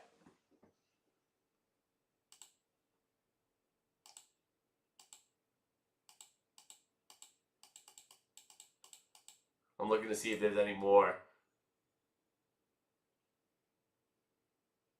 to this recording. No, there's not. That's the end of it. All right. So that is the Super Bowl recap review. I said it all game. The Patriots were outmanned. They were the better team. The Seahawks were. We had such a magical season. Never expected to be in the Super Bowl. Didn't even expect to be in the playoffs. So grateful to be there. But when you got a shot to win, it still hurts when you lose because you know how hard it is to get to this point. What the future of the Patriots is, I don't know. I think we could, as long as Vrabel's the coach, I believe that we're a perennial playoff team. But we got Mahomes, who's going to be back. We got Josh Allen. We got Joe Burrow. There's good teams that we got to defeat, but I still think we're going to be a playoff team. This Seattle team, they keep everyone. I heard they got a lot of cap space too. They could run it back. It hurts. It hurt a little bit more watching it again, but we had to do it. That's always something that I've never done that, but that's always something I wanted to do is rewatch the Super Bowl because there's some things that you miss. You want to see what you missed in the game, what made a difference, and honestly, it was exactly what I saw. Drake May wasn't ready for the moment. Our offensive line wasn't ready for the moment. Will Campbell, our left tackle, wasn't ready to do anything, and it showed. And they had a superior defense that outmanned and outmatched our offense. And that is the end of an NFL season. So this was the first NFL season where it was full tea time coverage from week one to the Super Bowl. I was doing every Monday night game. I was doing every Thursday night game. I had a Sunday pregame show. I was doing the playoffs too. I was doing the Madden Sims. And I know what I said and I hope people listened, and I hope people started ingraining it into their brain where tea time and football, they were synonymous. They went together like peanut butter and jelly. That's what I wanted, and I hope there were people out there that got a little bit of that. When they thought of a big football game, they think about Tony Murr and tea time. So people might be thinking that now that the NFL season's over, is tea time done? The show goes on. This is a year-round thing, and we ain't stopping. So don't miss me too much. What we got coming up? What we got coming up? I have a series going on called Following the Elbow Jays. The Elbow Jays is my men's basketball team. So once a week we have a game, so you'll get a live stream of that game, and then sometime after that game, I'm going to be commentating like I am right now, like I just did for the game, but with the basketball footage. And I'll be able to show you the footage too. Say I'll be able to give the play-by-play, a little sneak peek behind the curtain as to what happened here, what happened here. So that's Following the Elbow Jays. That's going to be 2 streams a week. Then you're at least going to get 1 or 2 more. What I'm thinking is I'm going to be doing some Olympic coverage while we can in the month of February. Probably some Saturday, Sunday golf rounds as well, covering maybe the final rounds of golf on a Sunday or Saturday, not the final round, but the round before. And then we got March Madness. Then we got NBA and NHL playoffs, MLB. The show continues. The show goes on. So even though tea time and football, they were simpatico, there's still stuff for us. Okay? So we're going to be back on Wednesday for the next game with the Elbow Jays.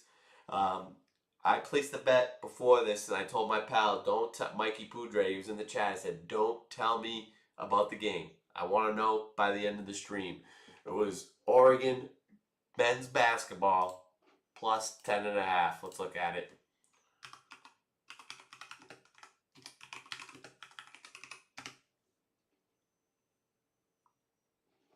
That asshole.